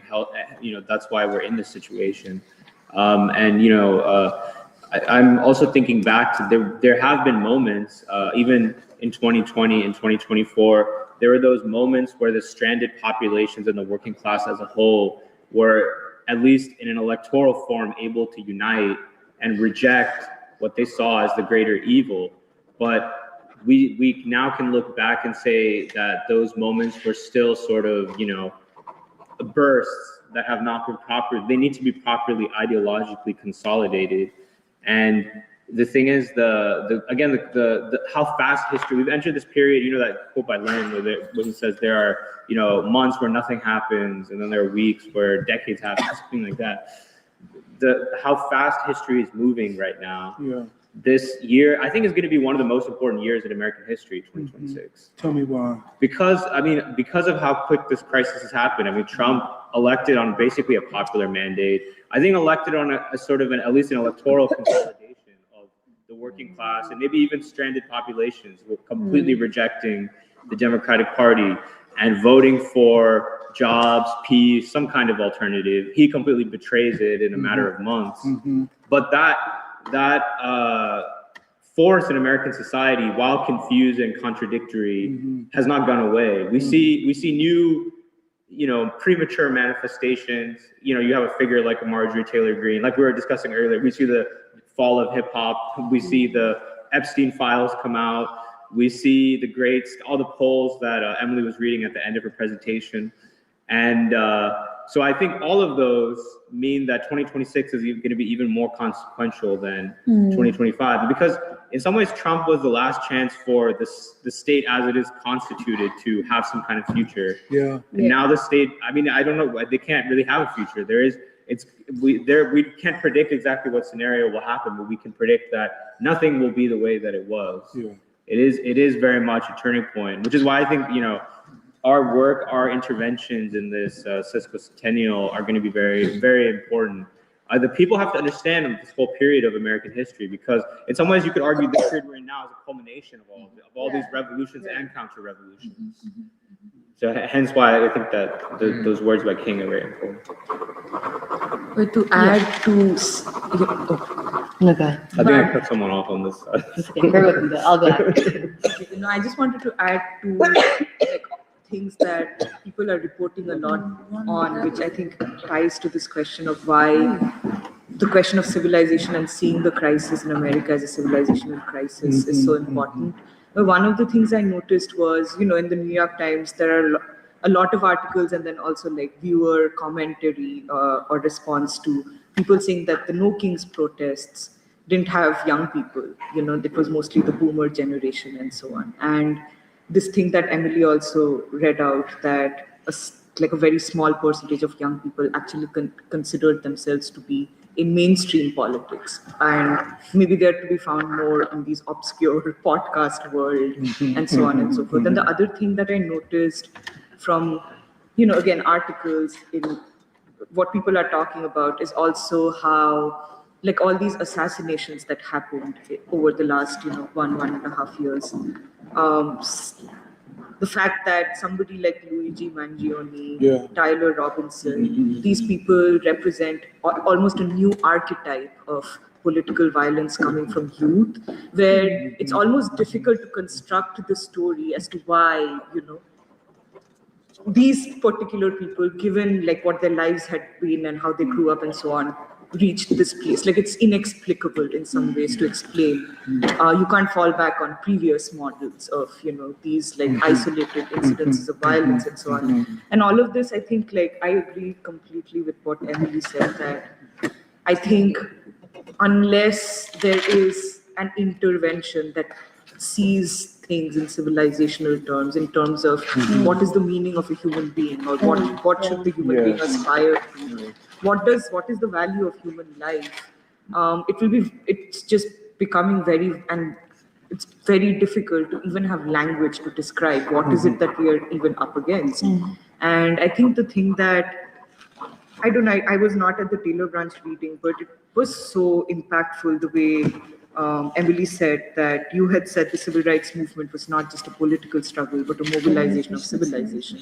And it reminded me, I think that's how you would see the Indian freedom struggle also, like a mobilization of civilizational forces, which includes a reinterpretation of religion, theology, which, I don't know, gives a national character and unifies a nation in a certain way, which did not exist before the freedom struggle.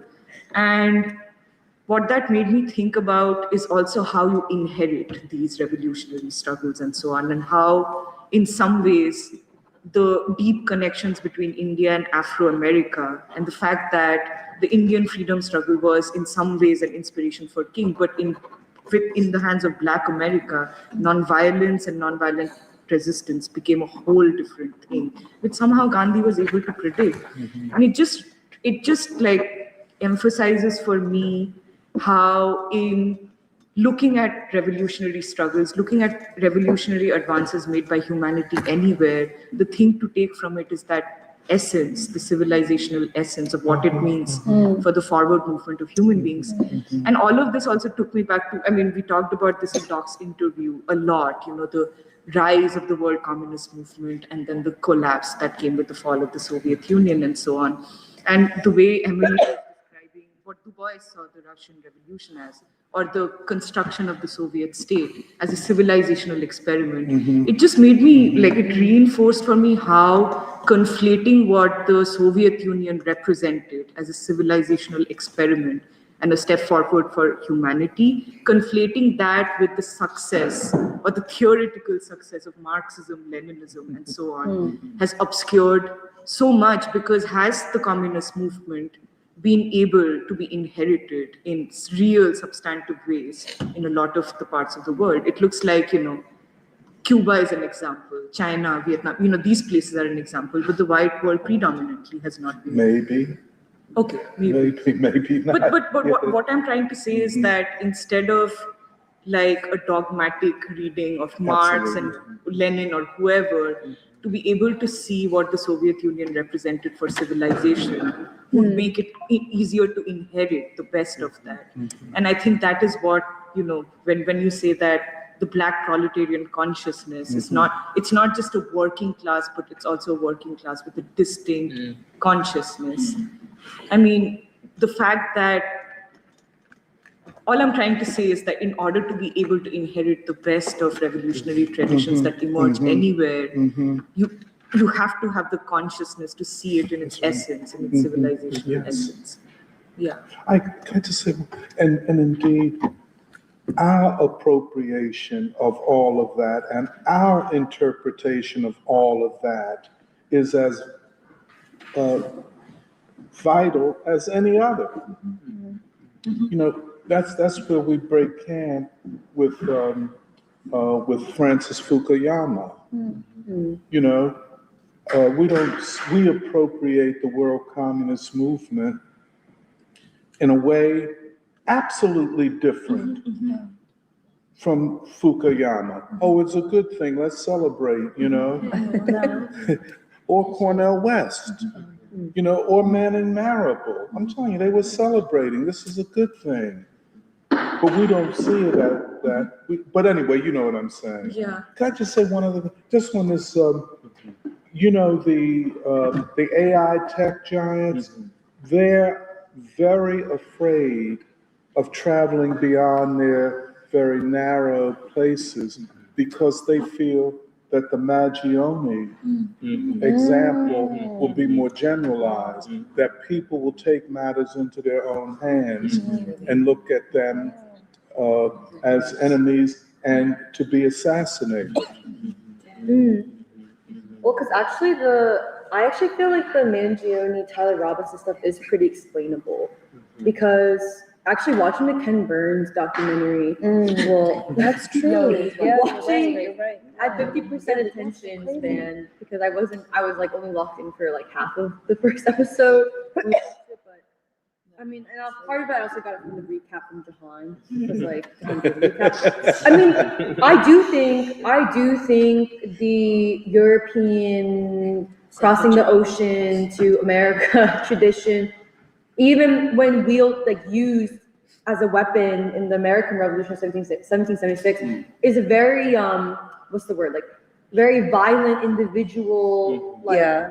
I mean, the whole tarring and feathering, tea party. I mean, the whole revolution was kind of based upon vigilante individual or mob violence. Mob violence, and I'm not saying it's good or bad. I'm just saying it's objective historical fact that I do think that spirit of individual vigilante violence in some ways is a I don't know, Kind of character. American tradition, or the white American tradition, Shays Rebellion, farmers being I'm gonna protest the tax by tossing out my crops or whatever. But I guess the point I'm trying to make is that actually what you brought up about AI, it's been so interesting to see the AI conversation go from a niche thing, conspiracy theory niche thing, into a broad, oh shit, everyone has to take a stand on it sort of thing. Because I was so shocked when at our leadership assembly, from every 2 years my union has a leadership assembly, one of the prominent questions they surveyed the members on, literally in front of the whole, imagine TPUSA America Fest, except it's my union, where it's they're also blowing fireworks, big TVs where have big visuals. And the thing they're surveying the members on is AI, because the argument the union's trying to make is AI is a neutral tool and that it can be used to help us or be used against us. Right. That is my union stance on it, which was really shocking. I was like, there must be political motives behind this, right? There, somehow the union, through the nexus of the Democratic Party, there must be a certain stance in the consensus of but that's the position of social democracy and liberals. Oh, interesting. That America will transcend Trump through technology, and AI which is a neutral technology, which it is not. And so it is not owned by these super billionaires. Yeah. That is very shocking that the union takes that. What's interesting is the people who are the most pissed off by AI were actually those like white workers who I definitely feel like have that 1776 vigilante mob mentality. Like, I mean, there's some rough mofos, to be honest. Like, they're really rough. And then some of them kind of like it. Like, they have that spirit of like, we will. Like, they're from like both the rural and like former industrialized steel mining areas. They were pissed off that my union was taking a neutral stand. They were pissed off. They were like, we already don't have jobs and now they're gonna take more of our jobs. That was their first reaction. And like one lady literally told me to my face, she was like, I'm so pissed off. Like she was more mad about that than any other thing my union talked about. AI. And like, I do think the question that you raised, Doc, about like, okay, the possibilities of a fourth American Revolution in AI, like, can African-American civilization still play its role and move humanity forward? I mean, that is the question of, like, that's why I do like us exploring even the theoretical logic of the Black worker, the Black proletariat as a class, like a unique class, because what makes them a unique class? It's not just because we're like pooping it out of our buttholes, like deciding they're just a class, but it's a historic, it is a product of both, it is a material, it is both from a material history, and it is a history, through the history of consciousness. And because I do think what the Black proletariat shows is Black Black people on this continent, from slavery to the Civil War and emancipation, to the defeat of Reconstruction, through all what they contributed in Reconstruction, to the defeat of Reconstruction, and then resisting, creating a whole identity in resistance to the defeat of Reconstruction. What they showed was how to make new human beings. Like, I kind of think that's something Wien Frisch will say. Like, in some ways, you could say that Black people were able to, like, if Du Bois talked about law and chance, they took chance and almost made it to a certain degree a law. How do you actually make new human beings? Because the amazing thing about Taylor Branch is, actually, it wasn't even the King story that's amazing about Taylor Branch. It's all the like it's all the other random people he brings in. That's the beautiful part of it. Like names that you would never hear of, not even the Vernon Johns, which is still a well-known name, but like he talked about, it's almost like you're like, oh, how is it that all these random individuals throughout time, each decade of the 20th century, even back to 1880s, 1890s, 1900s, 1910s, how is it that all these people who are all related to each other in various ways, because their cousin is from that town and that town had this church and then the church produced someone else who then went to this town, that they all somehow were important to creating what became a swell, a surge of movement in the 1950s. Because to me, the most amazing story was Taylor Branch talked about how the pastor of Dexter Avenue Baptist Church. So he, like I said last week, Taylor Branch, he starts with the history, the story of the church. First of all, Dexter Avenue Baptist Church is the second colored Baptist church, with the first colored Baptist church being the main Montgomery Baptist church in town. That one becomes Ralph Abernathy's church eventually. And it's this second Baptist Avenue church, which is more like bourgeois, I guess. It's more stable, upper class Black people who had like slightly better jobs than the rest, who left because they like disagreed with the door placement around. They're like, okay, F it, we're gonna make our own church. No beef, whatever. There's two Baptist churches now. But the pastor before King was this like very eccentric, crazy genius, like super smart guy named Vernon Johns, whose niece in his hometown of Virginia, Farmville, Virginia or something, was Barbara Johns. You're like, oh, is she important? Actually, she led a strike of high school students, of Black high school students, because their high school had no heat. So in the winter, it was so cold and school would be closed. And she was saying, if this is a public school, why is the town not taking the tax dollars and giving us heat so that people can be educated? It's because we're Black. And so she led a strike, walkout of the students. And that's just one of tens of thousands of And had similar to flee to instances. Montgomery with And them. then she had to flee to Montgomery where her uncle Vernon Johns was.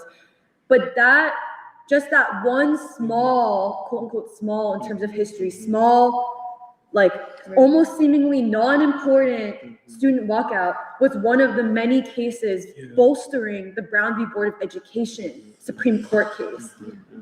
And so you just get a sense of how just nameless, most people in America, the nameless individuals, the Yes. nameless churches, the nameless towns, all are part of not just chance in the moment they're chance, but together they almost create law. Does that make sense? No, it Yeah. does. Keep talking. And so it's about the creation of new human. I do think in some ways, like the reason why we also call it's not just a social system, but a civilization I is agree. because Yes.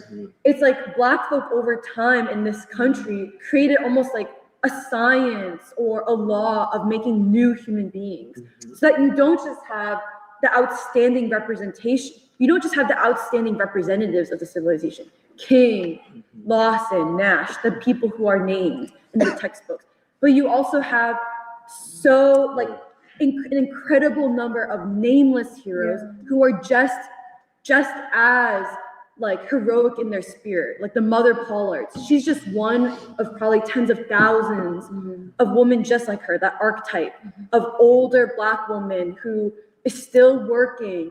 And she is the one who gives King a lot of hope, who says like, you didn't talk in your speech, you didn't talk as strong. Why is that? And King was like trying to fake it and be like, no, I'm just, I'm good or whatever. And she was like, no, I know you're not. And I already told you. And she just so aggressively told them in front of everyone, I already told you that I'm with you. We're all with you. And if we're not with you, God's with you. Like, it's that spirit. And I just think, so like, because I think in this moment, like, that's what I thought of with the question of AI is AI will never be able to make a new human being. Right. And I kind of liked actually the framing of that Meghna had of where she was like, actually in the history of America, Black folk always knew that they were discarded or surplus, like, but then the funny thing is the negation, that dialectic of then the resistance. Like, I just love Henry Nicholas. Why? Because to me in Philadelphia, he's probably perhaps the only, if not the most strongest example of a labor leader who said, if you're gonna take away our jobs, no more garment jobs, no more matchness jobs, no more longshoreman jobs. And if you just want to give us these shitty service jobs, I'm gonna make them the best goddamn service jobs in the city. Right. Like hospital jobs are not, they were not skilled jobs. It was not Black people as nurses. Very few were nurses. And like John can attest to this. His mother was like one of just a few. There was no training schools for Black nurses at the time.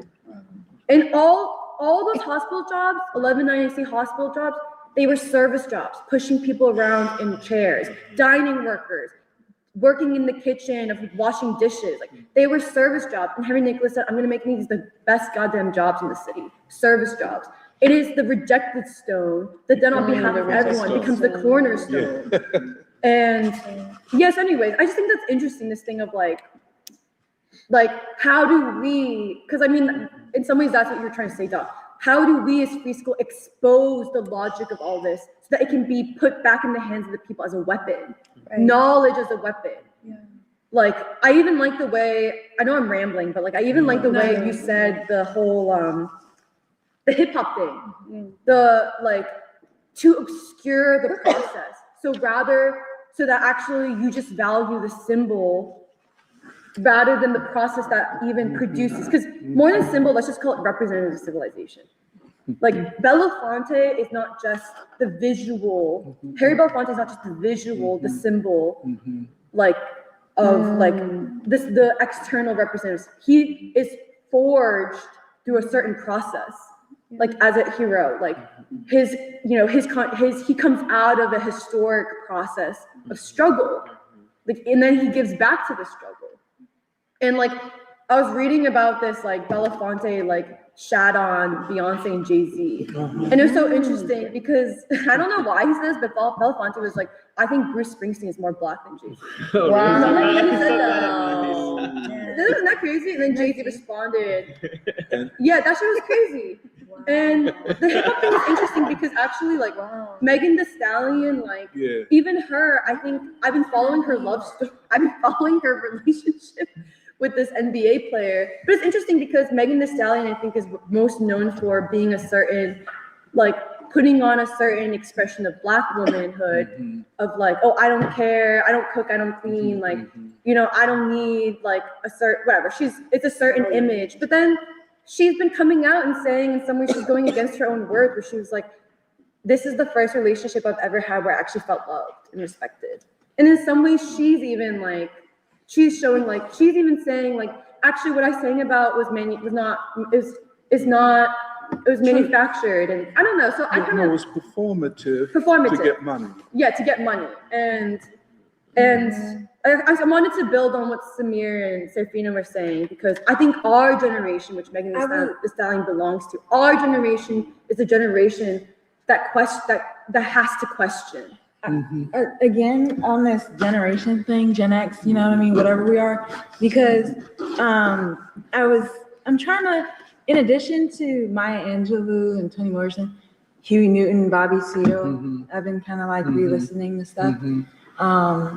And the Revolutionary Suicide interview I had watched, and just in the nature of discussing a revolutionary process is like, you know, cool, and should be generalized. I would assume even getting involved in politics as a person, that would be one of the major, you know, or an important discussion to have anyway. But like, I don't know. Would you say, Doc, like, as a result of like the urban uprisings and like from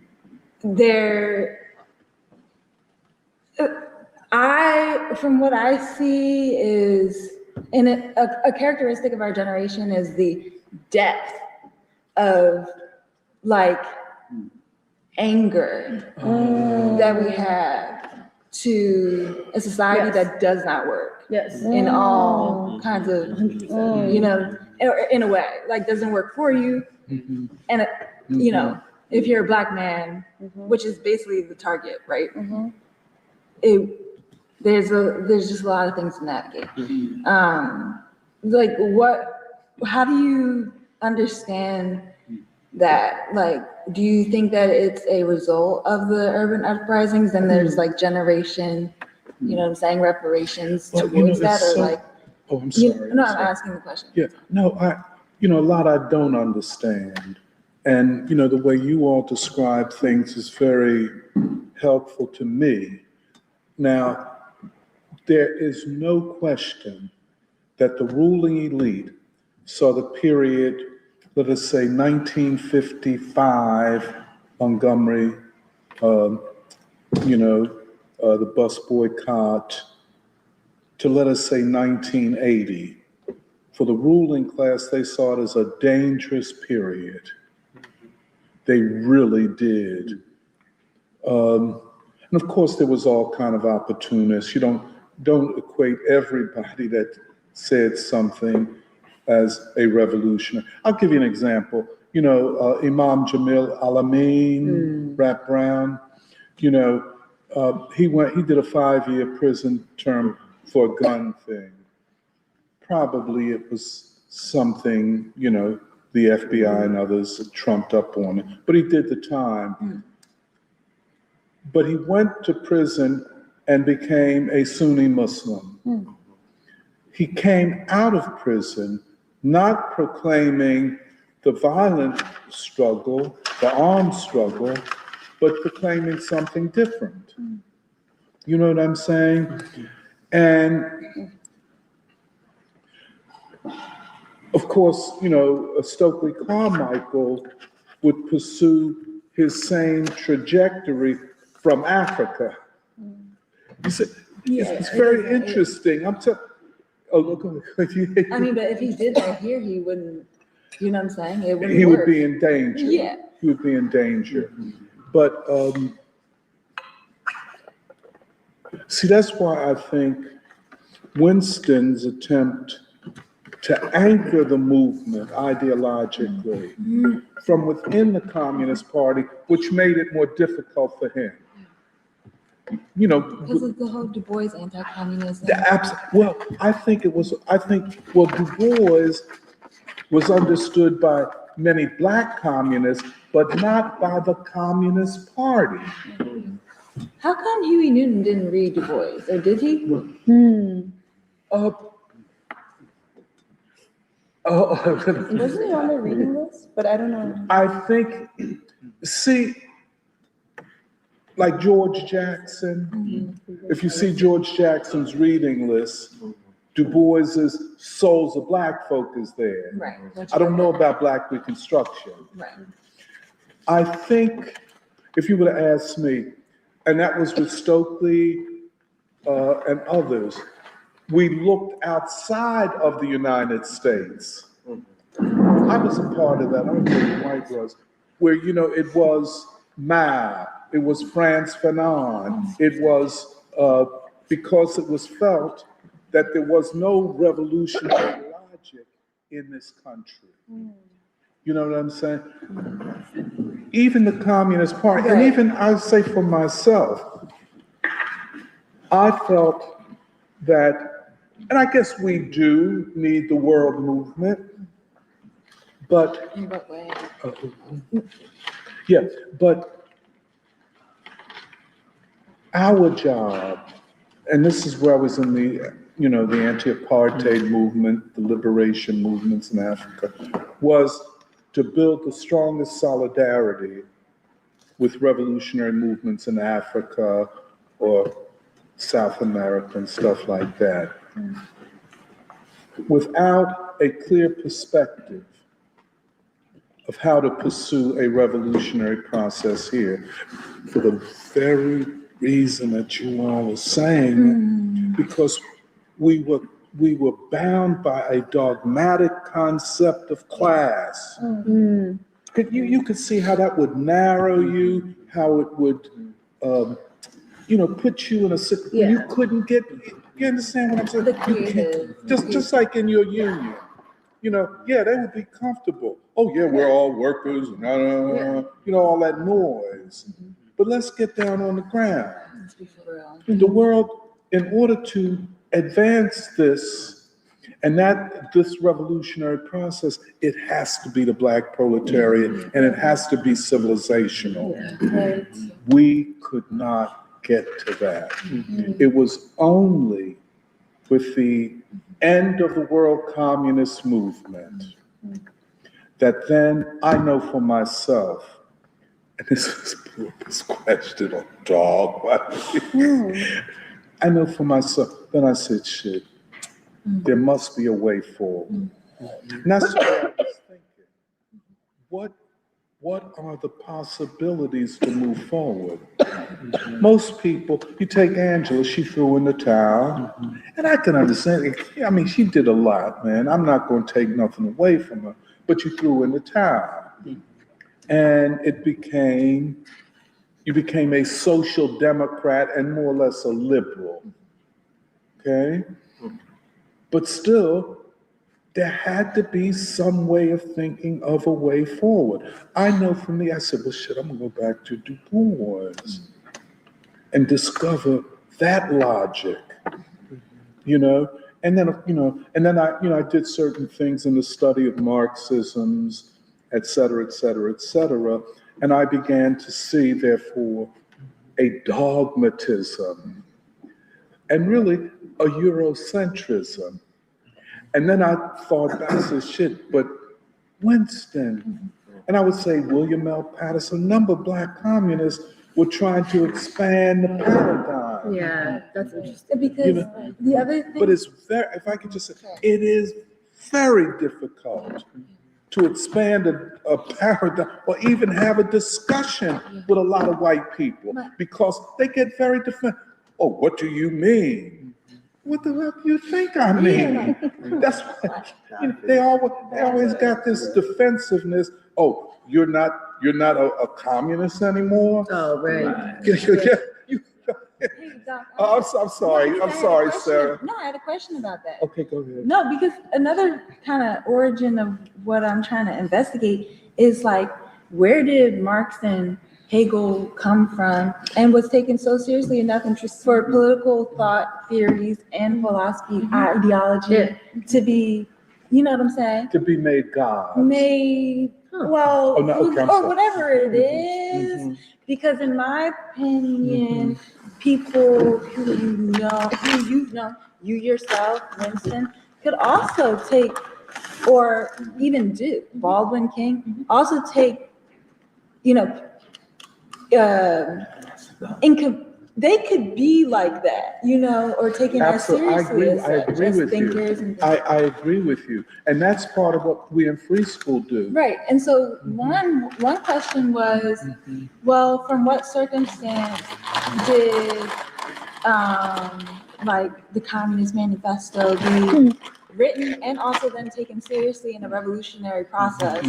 And then as it compares to right in this moment, where is the room for political philosophy thought without Du Bois? And if it's, I don't know. right, Yeah, I mean, I agree. I mean, it's, you know, it's almost inconceivable to think of a path forward in theory or practice without Du Bois. but the reason why theory is important is also from the evidence that we've explained to be able to empower and to use knowledge, you know what I'm saying, to think this problem through. But in addition, like, thought is important Yes. for freedom, like the free, Absolutely, to be able to be free, like you're saying. It's not just like, oh, we're talking about worker, conscious worker, blah, blah, blah, blah, blah. Look at what we're saying, like, if you're conscious, then you're kind of awake, aware, able to criticize. You But know, can I just say one thing? If you're conscious, Right. if you're conscious, Mhm. you're prepared to commit take yourself to the responsibility.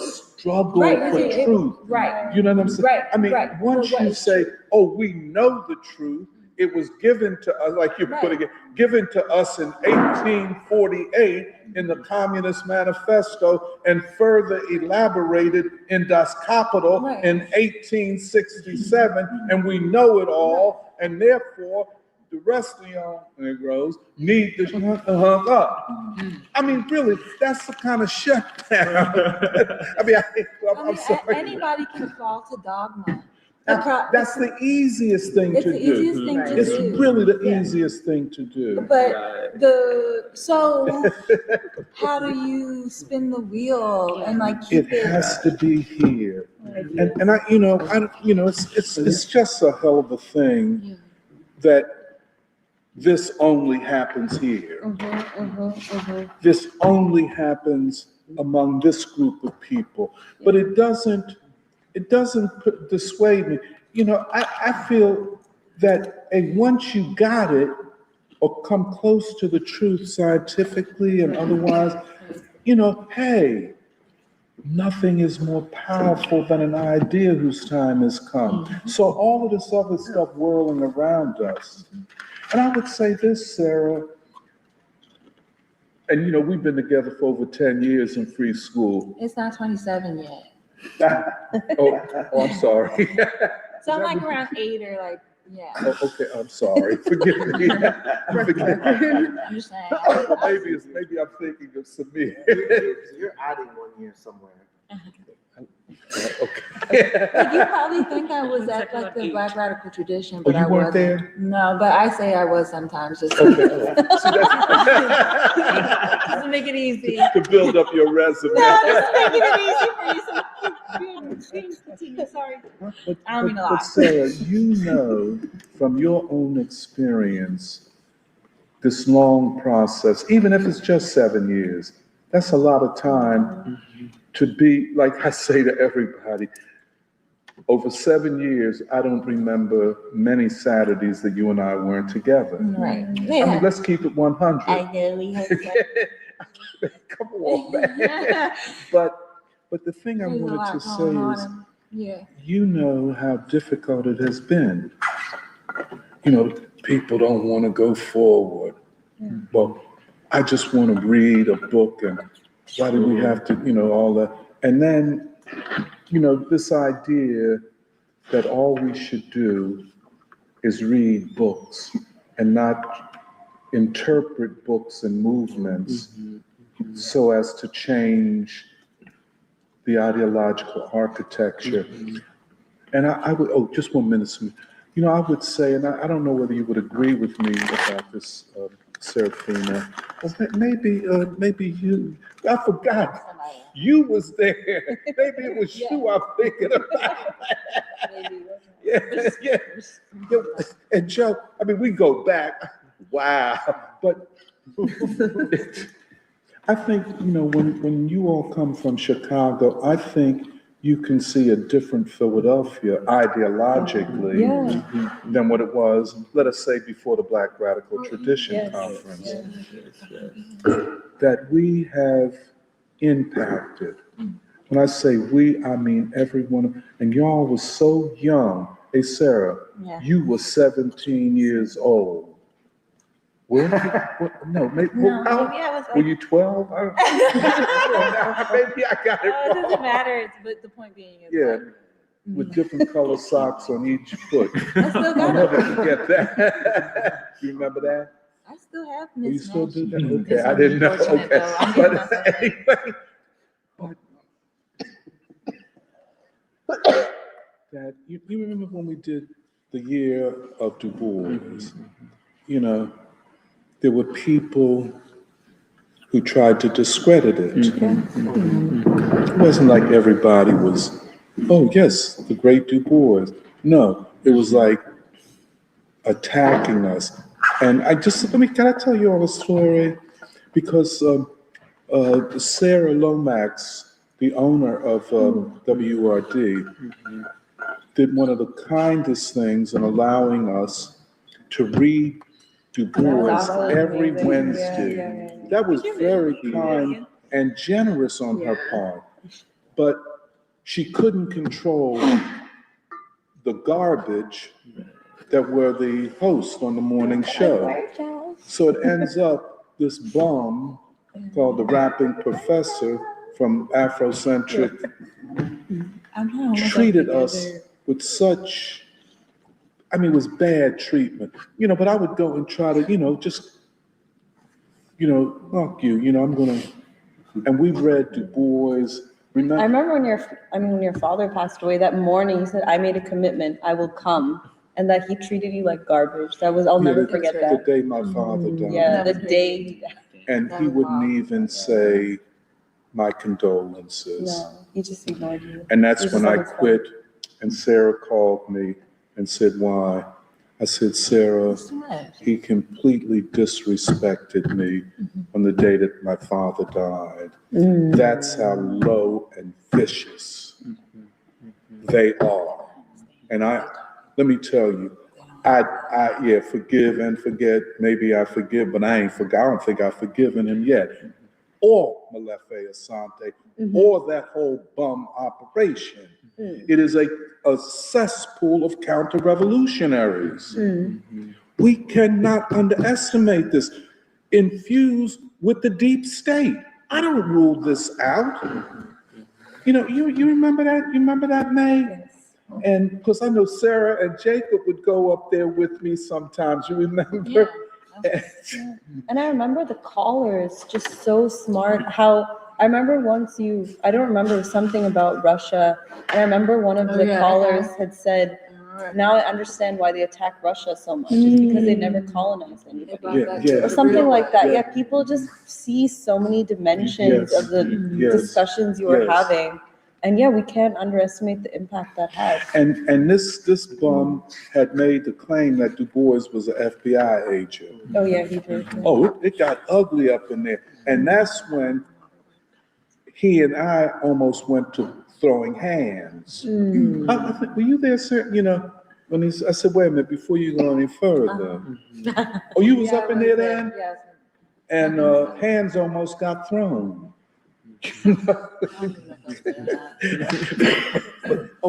But it was nothing, but we fought through and changed the whole discussion of Du Bois. Ain't nobody talking about no Marcus Garvey up in here. You know, like they call Dr. Umar Johnson. Come on, money, if you got something to say, you know where we at. Well, that's where you have to go gangster on them cats, man, Wow. because you go No, outside. I mean, like, I guess it's just the same thing where, we do have to face what is happening. Yes, to and then the after. application, Du Bois is living as an applied science. And that's, it was something. And then we followed with the year of Gandhi. Mhm. Right. And, That's great. go ahead, Mir, I'm sorry. Jump in real quick because we basically hit something very important in free school about civilization. And so now we're discussing the politics around this idea. And then I used to talk a lot about ideological clarity because it's not just, okay, some people come to free school and they know the truth and they don't have the courage to face it and they leave. That's- Or, yeah. that's what really pisses me off That's really sometimes. what it is. Mhm. It's not just about intelligence or, you get it. Okay, you get it, now what? Or some people come to free school for a little bit and then it's like, oh, but I can't make this commitment, not now. Or my family, because I've thought about it too. Oh, I can't make this commitment. King sacrificed so much. He sacrificed his family life. I can't do that. But then you're confronted, what you said about the moral imperative. Yeah. Or I like it better the way that King puts it, the man on Jericho Road. Not what happens to the man on Jericho Road, but what happens to me if I don't help the man, and that moral question. And I just want to say, courage is not just about being smart, Yeah. and then Hell yeah. or being an intellectual. Absolutely, So that's a stumbling block for a lot of people who come to free school and who learn about this, and that's why we're so small. And then the other thing is humility. Like some people come to free school, and you can point them out. Like, yeah, they come and we get pissed off with them, and we kick them out. And people are like, oh, why did you I do don't know if that? you should say And it's because they come here with no humility, and they think they know everything. They think they came here one time, and then they think they get it. That's, And they fall into this dogmatism. No, man, you're stuck on the wheel. And it's a lack of humility. It's a lack of self-reflection. It's a lack of consciousness of who you are. Yourself is not just, but yeah, to think that, great thinkers are working this out for a whole lifetime, and you can just come to preschool one time and get it. yeah. I think that's a big reason why I've been in preschool for so long, because I have had the humility to be like, no, but do I really understand? And then the other thing, I wanted to go back to the hip hop question, because there's this interview, I think you read it kind of a while ago, from Andre 3000 when he came out with his flute album. And people were like, why did you come out with a flute album? I mean, he's playing the flute. Yeah, no. The whole album is a flute album. And they said, oh, aren't you a hip hop artist? And he said, hip hop is for angry young men. wow. I'm an old man. I'm 45. That's not what do I have to say? So, that's why I'm like, Doc, if you curse, talk your shit. If you have something to say to young people, say it. Otherwise, just shut up. There's too much, but, and then, finally I wanted to say, you sent me the New York Times article that said, that talked about, or no, maybe I heard this. Well, there's a bunch of people who've been talking about it, but Jahan also mentioned, the state of hip hop currently. And, Nas had the album so many years ago, to say hip hop is dead. And, he's probably the quintessential East Coast hip hop artist. So, Well, it should be dead if it isn't. And that's his album title. and it would be good if younger Black people, and it's going, younger, I mean, up to 45, if they would walk away from it, stop consuming it, seek for something beautiful and true and committed to struggle, not bashing their own people. And they just can't, the stain, they say, well, that's not all hip hop. Well, maybe it's not all hip hop, but what about y'all that ain't doing it? Why didn't you attack those who were? That's a stain on it. To call black women your sisters and aunts and bees and hoes. See, and then, of course, black people, as I always say, we use the N-word regularly in our own way. But y'all went public and said it's okay. You know, why you have to go there? Ain't nobody else did it. And it was a rupture, a cultural rupture. And this is what, I asked Serafina this a lot.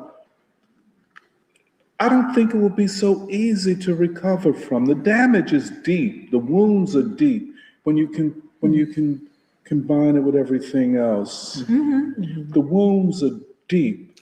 And what is the language for a generation that only heard that? Something else. They don't have, as you said, language. I don't think they have a language, Sarah. You have to make it. Well, we're going to have to find a language. That's what I'm saying. Now, I was happy when my grandkids were reading from Du Bois because they were getting a language, a different language to talk about black people, to talk about themselves. Yeah. You understand what I'm saying? That is so important for black children. So important. And of course, what Brandon Doe does at South Philly High School, which I think is monumental, trying to, as you say, create new languages for young kids. Not the language of the street, not the language of pop culture, not the language of Nicki Minaj and all that It's shit. negative. It's just not. The language that elevates the Right. human, that elevates the black. You see what I'm saying? Well, I know Alice had something. Go ahead, Al. I mean, it's in a different direction, so if Go you ahead. guys want to, Well, it's the same. I want to say, I'm listening to all of this and what I'm hearing, the process of change, how society is changing. AI, the Serafina was talking about, like, how do we become conscious? Yeah, Out of this, that's a very out of interesting. this, because out of this, what will come up from out of all of this you're Yeah. talking about? And it's Right. interesting to me, you talk, what Serafina said, that how do we become conscious? How do we, how do we become conscious? But with AI, with the change in the black community, with the things, that, like even at this table, this is new. This is very new. You Yeah. guys don't know. Oh, yeah. For me, Oh, yeah. It's very new. And people not getting married, people not having Yeah. many children, all of that. And I think that what is happening here is a sense of hope and a sense of change, and that's very significant. And maybe perhaps this is a reflection of how America will. It's a new revolution. Will it be a violent? Well, it won't be a violent revolution, but it would be. It's definitely different. And anyway, I just want to say that the idea of change is very important in how we view that. I'm not trying to say that people aren't conscious. No, Yeah. But what's interesting too is like the attack on consciousness, like, and how that operates, where, it wants to kind of, it's kind of like, streams of thought, but then, it wants to push things in different directions and, it might seem like, He said that. You say the attacks upon consciousness and how that happens. Could you just say a little I mean, it's something we've talked about before. What I'm saying is that manipulating consciousness, the mechanisms of manipulating Yeah. consciousness means you would have to kind of, distract or, move things in a certain direction. But that, I think people are dealing with that and able to navigate that in a different way as things are going along. And Now explain that a little bit more. You say people are dealing with that and navigating Yeah, I that. mean- Could you explain that a little better? I think that people are critical of propaganda or like, Hmm. Yeah, I mean, you're actually Things- seeing this. Yeah. So, or at least in a, so that I think people are looking for answers. I think that there's creative ways to get to answers and towards the truth. And I think at the same time, you know, it's always helpful to have the truth on hand, meaning it's always helpful to be able to contextualize the problem that we're facing now. May I just Read ask, Du Bois or can I whatever. ask a question, please, just in line with this? I think this is something you and I have been discussing for years. Oh, yeah, that question.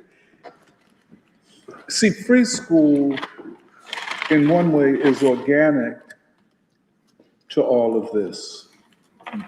But in another way, we're not. Right. So do you see this logic of consciousness coming organically from the young generation or from the people? Or will it come, well, that's why I asked. I mean, I'm in the world, you know, I could tell people what I know, and if people have questions, then you know what I'm saying? Like, I'm Yeah. there to answer them at this Okay. point. Okay. But at the same time, I am seeing people look in directions, like, you know, there's a friend of mine who he was raised on like R&B, like his mom, you know, was playing that music, but like, he's listening to like, guitar players who are like in different parts of the world and like, you know, like, but he's not like a unusual person. Okay. He's a person who Okay. came out of Southwest Philly and is, you know, I don't really want to tell his whole business, but like, the thing is that that's what I have kind of been saying, which is there's something new already being put together, but that doesn't, you know, mean that it's wrong because there are things that are missing, but there's always, you know, additive, you could add to something else because like people are not wanting something that's manufactured, like you were already saying, or you know what I'm saying, like, or like people are finding something new. So I actually had a question that builds on this thread, which is that in reflecting on the discussion today, sort of what I'm hearing is from what Emily was introducing of an alternative civilization, of Black civilization, is that there is this history and evidence of struggle among Black folk. But through our conversation today, what's also apparent is that Black folk have also had many setbacks, have been attacked from different angles. And I think it also goes back to the question, Doc, which is like, do Black people still have it or got what it takes? And because I know, you know, in free school we talk and have events or not talk, but we talk about, you know, King, Du Bois, Baldwin, how critical they are to the future of to the American future. But I think there's also a gap between where we are and the future that we envision. And it is, I guess what I'm trying to get to is this question of, okay, you have the stranded populations of young Black men, you have youth who are also angry, but also isolated and also don't really have a direction. And then you also have everything, you know, we've talked about, which is MAGA, the Trump contingent, you know, people who sense that there's something wrong, the social contract has been broken, but it's all not misguided or doesn't have a way out. And so, yeah, I guess the question, and I think I guess what I'm getting to is the question that I'm asking is what people who come in and out of free school ask this question, but I get pissed because it assumes that they know what the problem is to even understand the crisis and where it is. But I think free school in approaching 2026 is also asking this question. You know, we've put so much thought into what is the crisis? What is this tradition that we can pull and lean on and still push forward? But how is it that we're going to reach the masses of people? Yeah. Like, what is our pedagogy? And I think that's actually a question that I wanted to put on the table for people to, like, for us even to agree on. Because I think, for example, last week, Doc, you asked the question, are we on the same page that the American Revolution was a revolution or not? And I think the question that I wanted to, is I didn't want to repeat what people have said, but essentially, like, yeah, what is the pedagogy of free school? Where there is a revolutionary optimism that we have, but we also are aware of the conditions of society and the attacks. Because, oh, shoot. And I think in that is why it's so central to the question of how we are rooted in Philadelphia, because there's, you know, macro trends and events, but you really have to be rooted in a people and a community to know what people are thinking, what their lives look like, what they aspire to, you know, such as through the Black Gods group that we've been doing. I feel like I have a sense of what we're going to do. Essentially, it's a question of, like, in 2026, what is our pedagogy? How do we approach the people? Are we of the people? Are we separate from the people?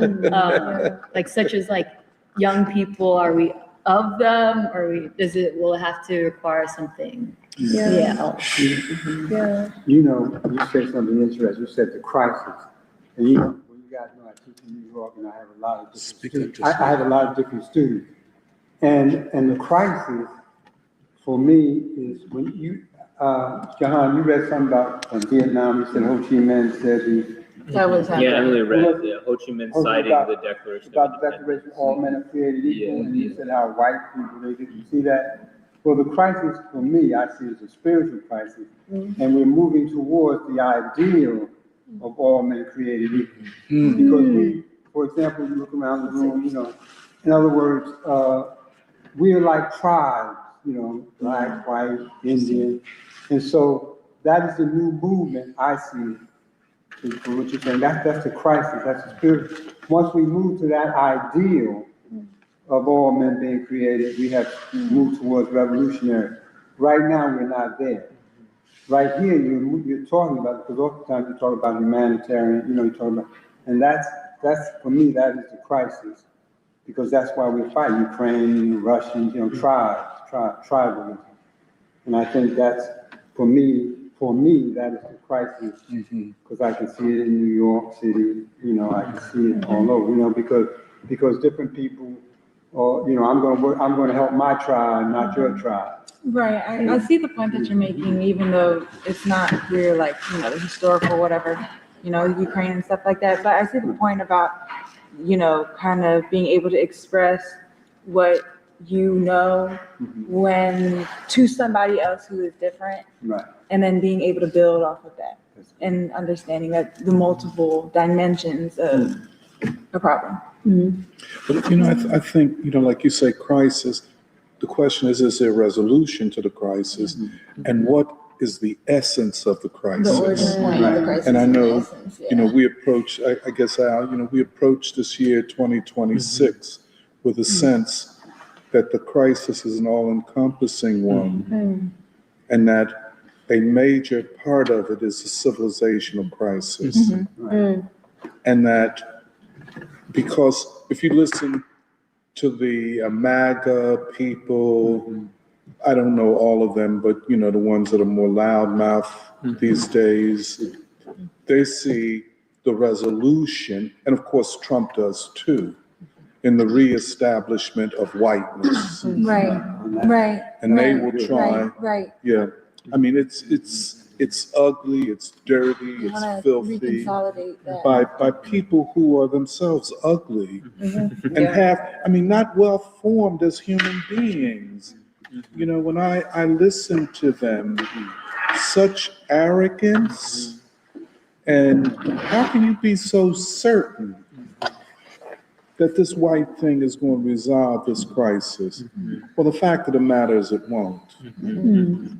But I think this question, you know, and apropos what you're saying, is that going forward for us, we have to acknowledge the crisis, this celebration of 250 years, in the throes of a crisis of civilization. Yeah.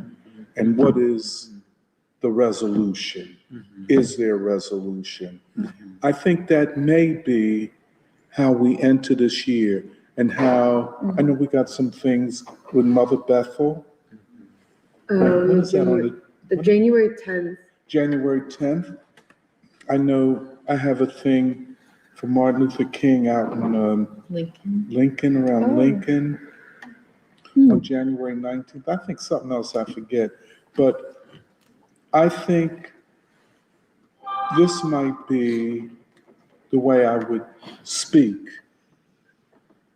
to Mother Bethel and to people Okay. at Lincoln, that we're dealing with a crisis unlike any in this country's history. And that its resolution will be different than anything in this country's history. Yes, I, I hear you. with that, I don't know, that's the way I could see it, I can see that. but, I can see, yeah, that's good. but I think, and I know this is Alice, because we rapped about this, there are no guarantees or certainties. I know for Dwight and I, we went to Lincoln, and both of us are very, very disappointed at what we see when we go there. They're in a crisis, but they act like it's not a crisis. Just so you'll know,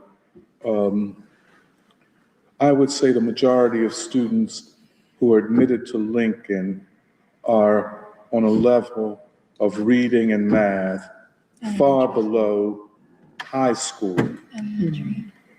that it's almost remedial these days. And I know that most of the students are there maybe to have fun for 4 years, a party, but I don't think, hey, Dwight, tell me if I'm wrong about this. Yeah, I mean, please, I don't think Okay. the atmosphere nor the student body is prepared to do anything significant intellectually or academically.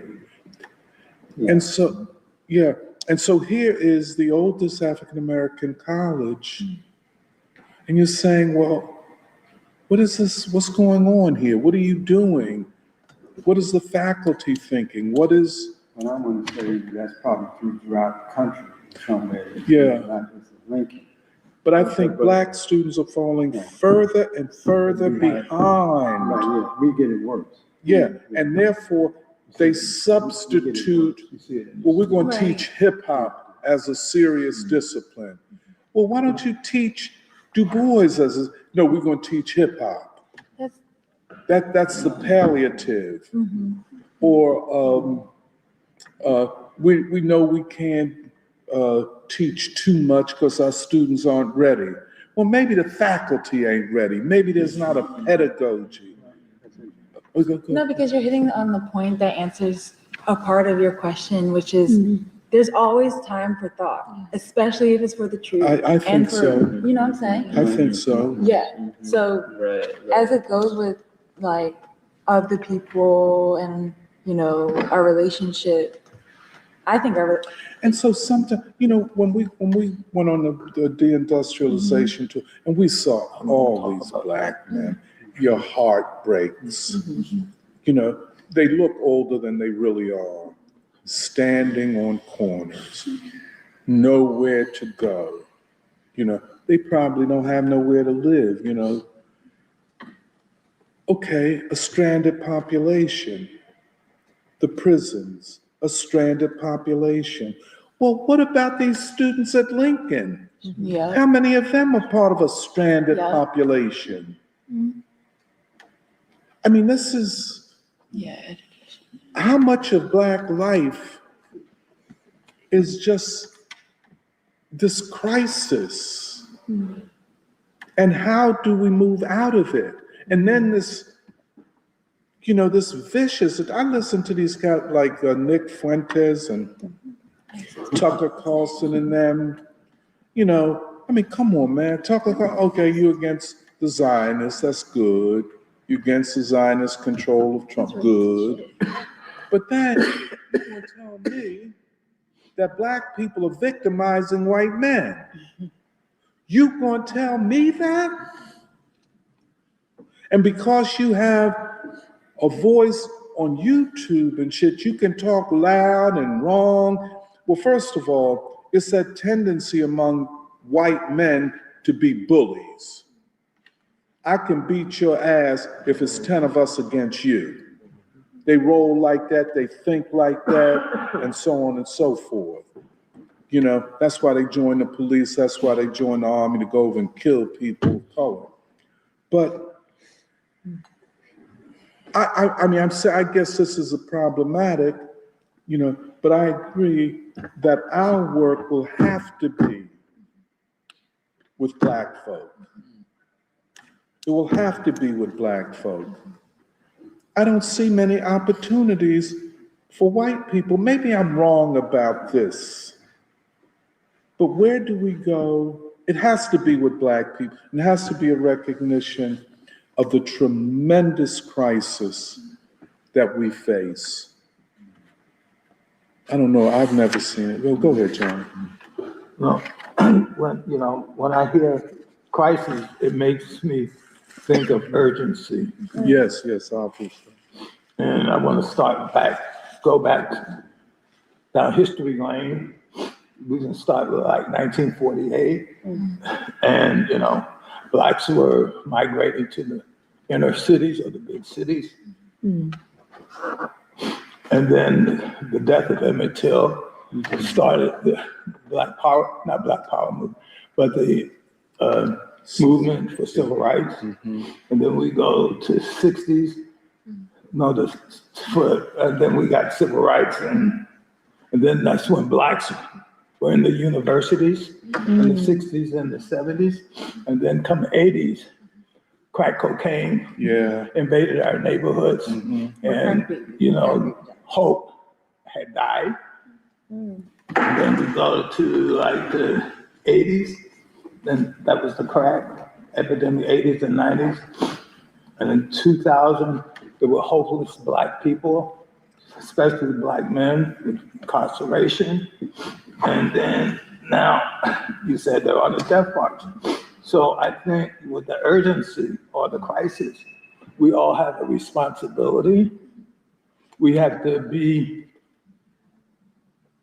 the narrative in our own history, write a new narrative in our own history.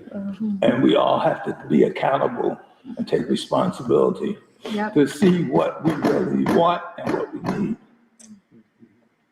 need. So I think, with the urgency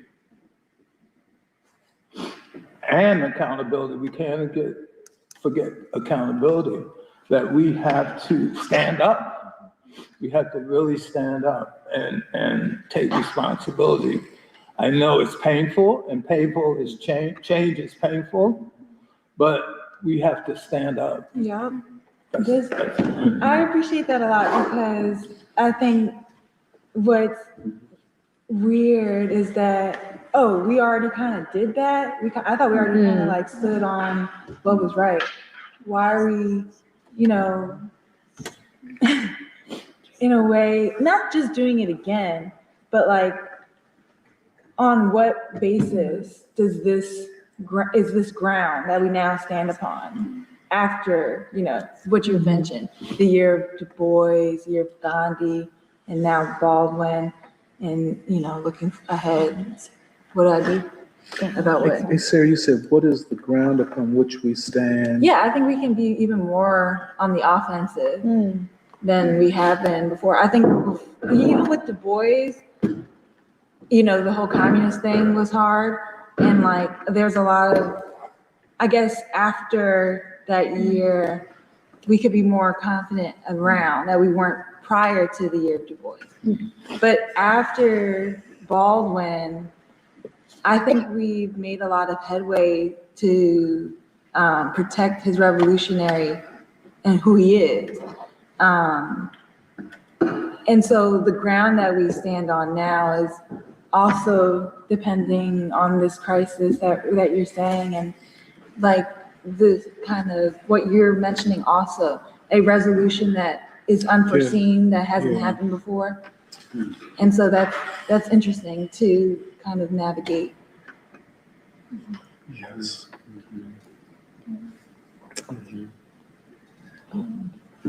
We have to be the protagonists to write our own new drama. We have to write a new drama with accountability and what we see or envision as a hopeful folk. I think that's really important. And a part of free school is to be able to see that, to really actually see what that vision is. But part of it is like, okay, are we gonna impose on people? Like, you know, it's not exactly, you know, like. Why not? Meaning, if it's right, then it's right. Hell yeah, like if it's right, it's right. But it's also like interesting how people can grow together too. And that experience has been, you know, teaching us a lot. My question, sorry, just really quick. I think part of my question comes from the fact of these deindustrialization tours in North Philadelphia, where you go to North Philadelphia and it's just it is so hopeless. It feels so hopeless when you go to a place like North Philadelphia. You know, the people themselves have been so battered, and the poverty and the deindustrialization. And I think that is what I'm thinking, which is, you know, we have this optimism for the future, but at the same time, like people have gone through a lot. You gotta be sensitive about that. But then at the same time, we're reading Taylor Branch too, and you see the deep plumbing, as I guess Doc was describing, which is that it wasn't just a movement that, you know, came out, but it was just people not random, but individuals that we don't even know in history that Emily was mentioning that push this movement forward. And so essentially, if we're saying that if it isn't the communist movement in Soviet Russia, but actually the movement here in Black America of the Black freedom struggle that can serve actually as a template for us to continue as the template, which is that a movement in America will look something more similar to that in the 60s in Reconstruction than of in Soviet Russia for the Union. I would agree with that. Then what will it take for that next revolution in America or the mobilization of the civilization? And it's not going to be easy. Like, yes, there's a lot, or that's, I guess that's easy to say. But what I'm saying is that, you know, we are assessing all the different factors where people are upset, people are looking, maybe looking for an alternative, or looking in the wrong direction. Or people are looking for an alternative, albeit in the wrong direction. You know, the country itself is in a civil war of sorts, but that doesn't mean that change will be easy, and that it's inevitable that just because you have someone like Trump, you have people who are dissatisfied, that a vision for a positive future is just going to come about. And so what will it take for new mobilization of civilization, of Black civilization? Well, I was thinking about what you're saying. What is our role? Are we of the people? Are we separate from the people? Are we just But I think the most important thing is that we see the people, you know, and do we help them to see themselves Yeah. and get confidence in themselves? Mhm. Because there's no leader that really believes in the people. I think that's also the culture. The culture has such a profound disrespect for people, like complete lack of belief in people. And even, you know, I was, you know, even this Ken Burns documentary, I was grateful for it because it was like, how much public education do we have left anymore? Like, and how rare is it? And I was like, this is great. But I think that it's, you know, PBS 2 hours, 12 hours available for people to watch in this era of scrolling and Instagram, no commercial breaks.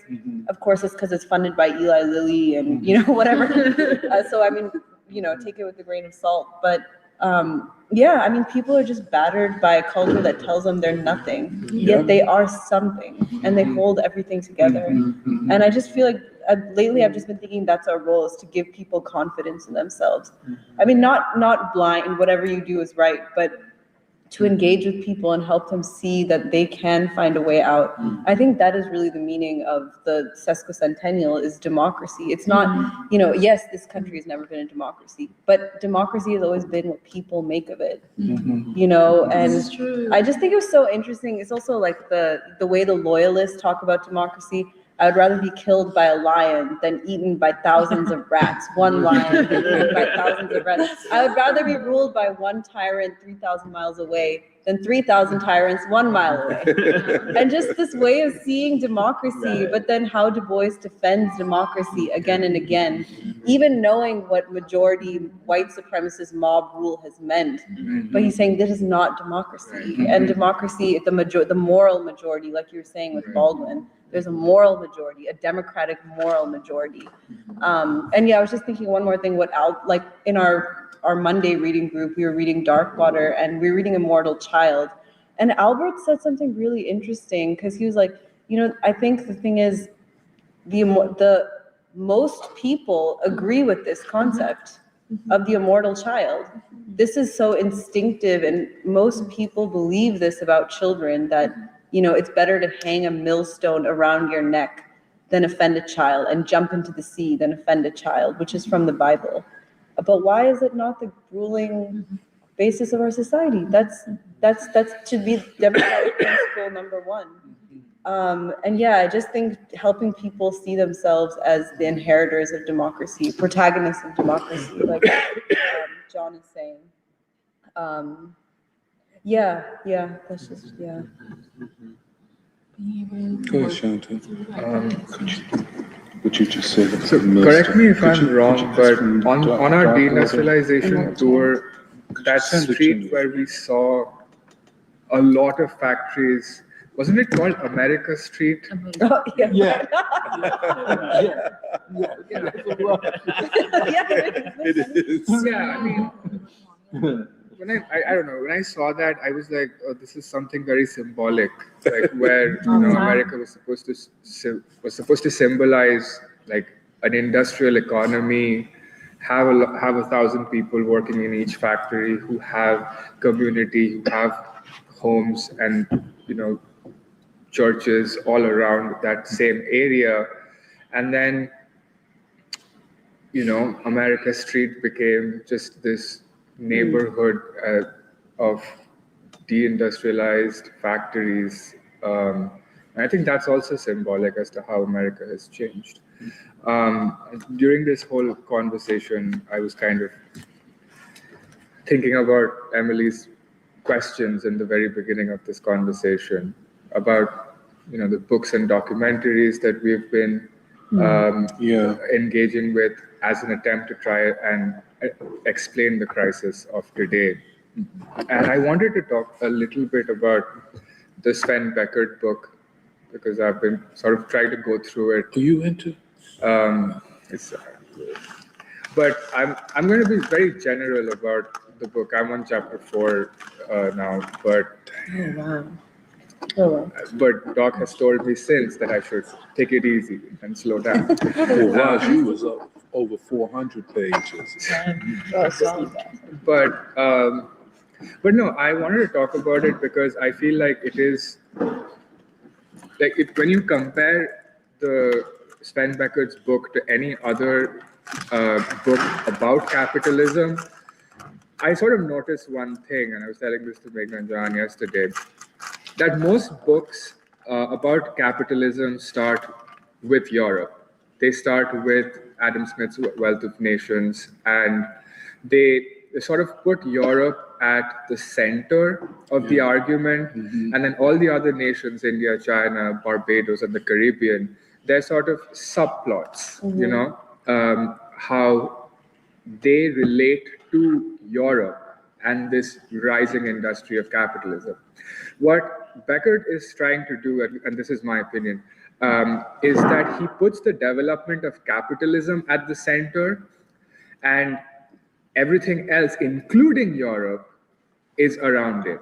Like how every single nation is trying to, is contributing to the development of capital and capitalism, not just Europe. He's taking away that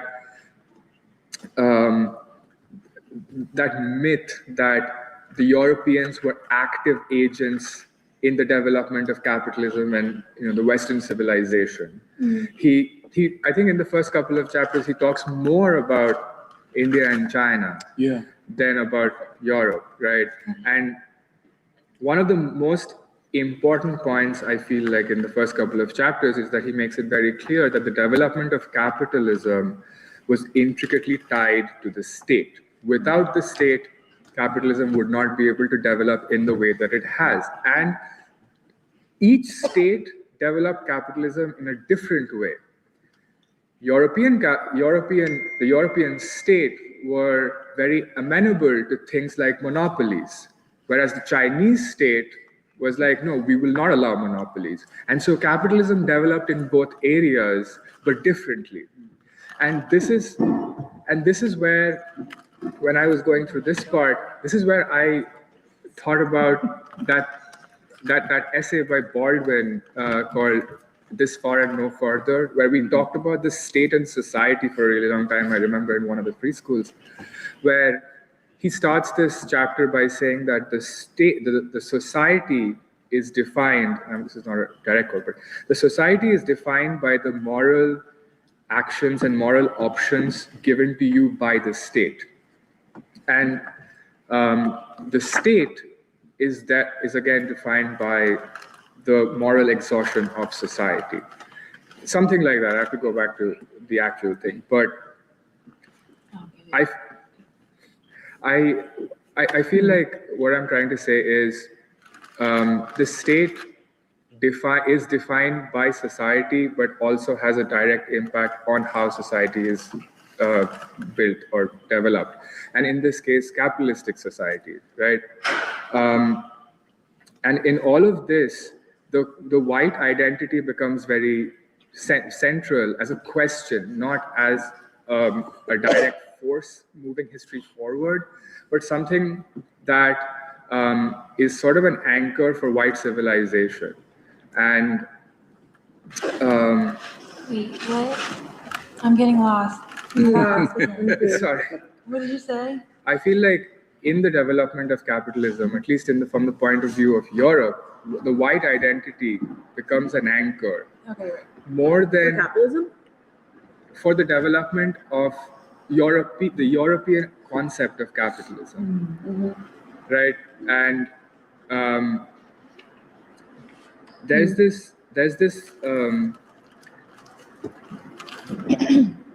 essay that by Baldwin called "A Stranger in the Village," where Baldwin sort of describes how he went to this little Swiss village, and he's thinking about the fact that he's probably the first Black person to walk into this village, right? And so when you take it in a vacuum, white people who've never seen a Black man in their lives, how would they treat this person? Is the consciousness in white people so that does it run so deep that they would look at a Black man and treat him differently? And I think that he's trying to make a distinction between the people that he's met in Europe and the people that he's left back in America. And he says that the idea of white supremacy rests simply on the fact that white men are the creators of civilization. The present civilization, which is the only one that matters. All previous civilizations are simply contributions to our own, and are therefore civilization's guardians and defenders. Thus, it was impossible for Americans to accept the black man as one of themselves, for to do so was to jeopardize their status as white men. But not to do so was to deny his human reality, his human weight and complexity. And the strain of denying the overwhelmingly undeniable forced Americans into rationalizations so fantastic that they approached the pathological. The root of the American Negro problem is the necessity of the American white man to find a way of living with the Negro in order to be able to live with himself. And the history of this problem can be reduced to the means used by Americans: lynch law, segregation, legal acceptance, territorialization, and concession, either to come to terms with this necessity or to find a way around it, or most usually to find a way of doing both of these things at once. The resulting spectacle, at once foolish, dreadful, led someone to make the quite accurate observation that the Negro in America is a form of insanity which overtakes white men. And I think that this sort of makes me think about what we were discussing last week, that American or white civilization, and I think that Nuri said this, white civilization cannot reimagine itself as something new. It has lost the power of imagination. It has lost the power to change things by accepting an alternative. And I think we were also talking about how white civilization has kind of reached a ceiling, and the only next step, the only stage that you can go to after this is colored modernity. Accepting the black man and learning from them, like making, like sort of taking their imaginary, that black proletarian imaginary, all the art and music that they've created, and somehow try to accept it as their own civilization. And, you know, this black proletariat, I feel like, is a class, as Emily said. But I also think, and I might be wrong about this, but I also think that we are in this moment in America redefining class. Because class relates to only a group of people linked to the means of production. But that is, if you think about it dialectically, but with the trialectic logic, you have to consider the color line and what gives rise, what is produced from the color line. And so I think that, you know, now when we call the black proletariat a class with consciousness, that's just redefining class as a whole. We're trying to sort of say that Du Bois has sort of come up with a new theory of class. And I think the last thing I wanted to say is, Just so you have to be careful around all these things, you know. I think we have to be careful. I mean, this is just what I'm thinking about at the moment. We have to keep discussing this and try to develop it, I guess. The last thing I wanted to say was that I feel like the current thought of or the current view on civilization, like we've spent like a year or two trying to find out what civilization actually means. I'm still trying to figure out what civilization means. But I think that most people in popular media or just the people who write books about these things are trying to link civilization more heavily to culture. And I was thinking about this with respect to what you were talking about, hip hop. That why was this concerted attack on Black people mediated through hip hop? I feel like that has something to do with how civilization has more lately been leaning towards culture. Hmm. And now, in attacking culture and the culture of Black people through hip hop, you are attacking their civilization. You're breaking their link to the actual civilization that they represent. Wait, Yes. sorry to interrupt that stream. It's an interesting kind of thing that you're putting together, but hip hop doesn't make civilization at all. I know, but I feel like what I'm saying is when you say that, like, a lot of people are attracted to hip hop, right? A lot of people are attracted to hip hop, and they think that that is the next stage of Black music. When you go chronologically, that is the next stage. And it came from New York in the streets, and everybody was talking about their problems, and that was a way of representing their lives and what they go through every day. And so this is the logical progression of revolutionary art. But that's what they say. I'm not saying that. But I'm just saying that when you sort of link civilization to this, progressive culture and everything, and the art and music of today, then you sort of have a break from what I think Black civilization actually represented, which goes back to the civil rights movement and all the art and music that was produced in that time. I mean, I never knew about Andrew Hill, and recently I've been listening to a lot of him. And I realized that he, like, because of the sheer amount of music and art that came out in the during the civil rights era, like, he was largely like unknown almost. But he was an educator and a musician for 40 years, and he taught a lot of children about art and music. And I feel like it's a tragedy that that's been lost. Could I just, if you don't mind, just on Sven Beckert? Yeah. I have to say it's a longitudinal study, Yeah, this is the and Dude. it's really interesting because he tries to do 1,000 years in the evolutions that led finally to a capitalist system. Okay.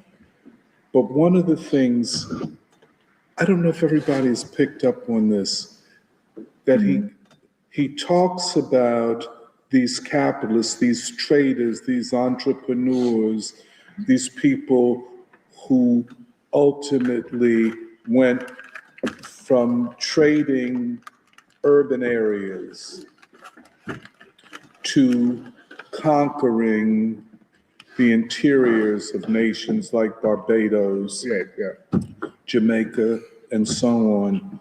And he constantly refers to this group of entrepreneurs, no matter where they were from, as a revolutionary vanguard. And he uses that language. It's interesting. That these were revolutionaries, no matter how brutal, how genocidal, how terroristic their actions were. And for Beckert, it could all be justified by the fact that they were creating this new system. And it's an interesting, the way he puts the narrative together, because he talks about Cape Verde, really as one of these important nodes, trading and then slave trading nodes. And he talks about it together with Shantu. What was the silver mining city in South America? Potosi or Potosi, Poto. Potosi or something. Yeah. The mines of Potosi. Yes. In Peru. Yes, in Peru. And I give the guy all due respect for the way he puts this together, because it is not an abstract chronology. You know, it is anchored in certain experiences that, and I think you're right about this, that the European states, which were aristocratic feudal, were easily seduced by the money that these capitalists were making off of the mines in Peru, the slave trading from Cape Verde, and the sugar production in Bermuda. I mean, it's that's why it's taking me, so I gotta go slow with it, because each of these nodes is a study in itself, you know what I'm saying? One could even see, even as big as the book is, one could see a multi-volume study of this based upon how he sets it up. But what I wanted to say is that see, the European state being weaker than the Asian state, and probably the African states. By the way, he said he does a lot on the Swahili coast, on the Indian Ocean. So he shows it as a world movement. Guided, yes, as a world movement. And this is, I think, very important coming back. So in some ways, I would say, just reading the logic of it, there were as many Arabs and Haitians and others as there were Europeans in the beginning. So it was not a system inherently anchored, it was not a movement inherently anchored to racism. Now, I can't remember everything, but trying to get it straight. Well, when did this happen? But all of the wealth produced, let us say in Barbados, that would be sent back to Europe, became the basis of European capitalists, let's say Dutch or Portuguese capitalists, pushing into the interior and pushing the feudal lords and the peasants off of their land. So the process that was taking place in Barbados was also taking place, let us say, in the Netherlands. And he sees this a common consciousness, a common objective of this, what he calls this revolutionary vanguard. Now, whether or not he completely pulls it off, I'm not certain, but it is a fascinating new way to think about the rise of capitalism and ultimately of a new civilization and of modernity itself.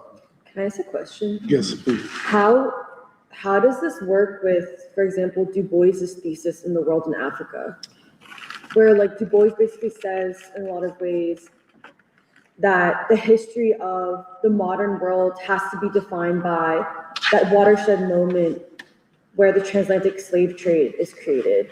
That there's something irreversible in the history of human action and thought when a man on that level is made a commodity, I guess he says, and it happens to be a Black man.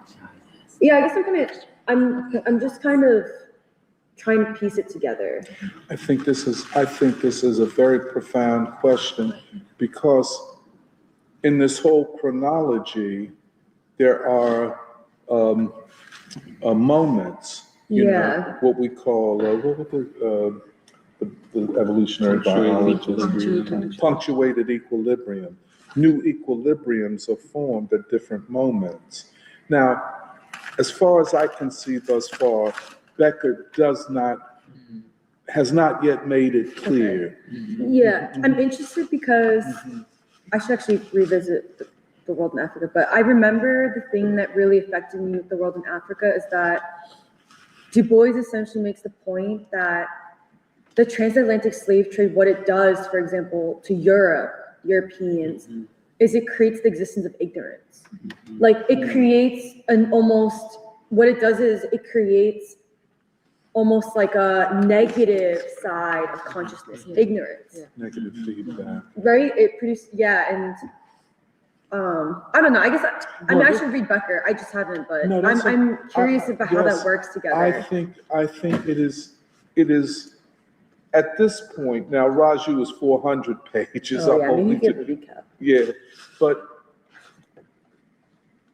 I think, that's a question that has to be addressed to Becker's research. You know what I'm saying? What did the transatlantic slave trade do to European consciousness? Yeah. Baldwin would call what Du Bois calls ignorance, Baldwin would say innocence. And Yeah, then he would yeah, that the authors of destruction can't also at the same time be innocent. And I Yeah. think this is really what, I mean, from the interviews also, I haven't read the book yet, but Beckert, like you were saying, makes it clear from the very outset that he's not concerned with the moral implications of, the making of the That's a capitalist good order. point. That's a good Like point. he says it outright. Yeah. And with Du Bois and Baldwin, it is that moral question, Right. which you can't really compartmentalize. Like to separate it out and then look at the moral differently, and then the revolutionary aspects of the new capitalist system. I would agree with you about that, because he does, if you don't mind, he does assert that he is looking at the objective historical processes, and whatever we think of this class that is arising is not the essential thing. It is their role in history.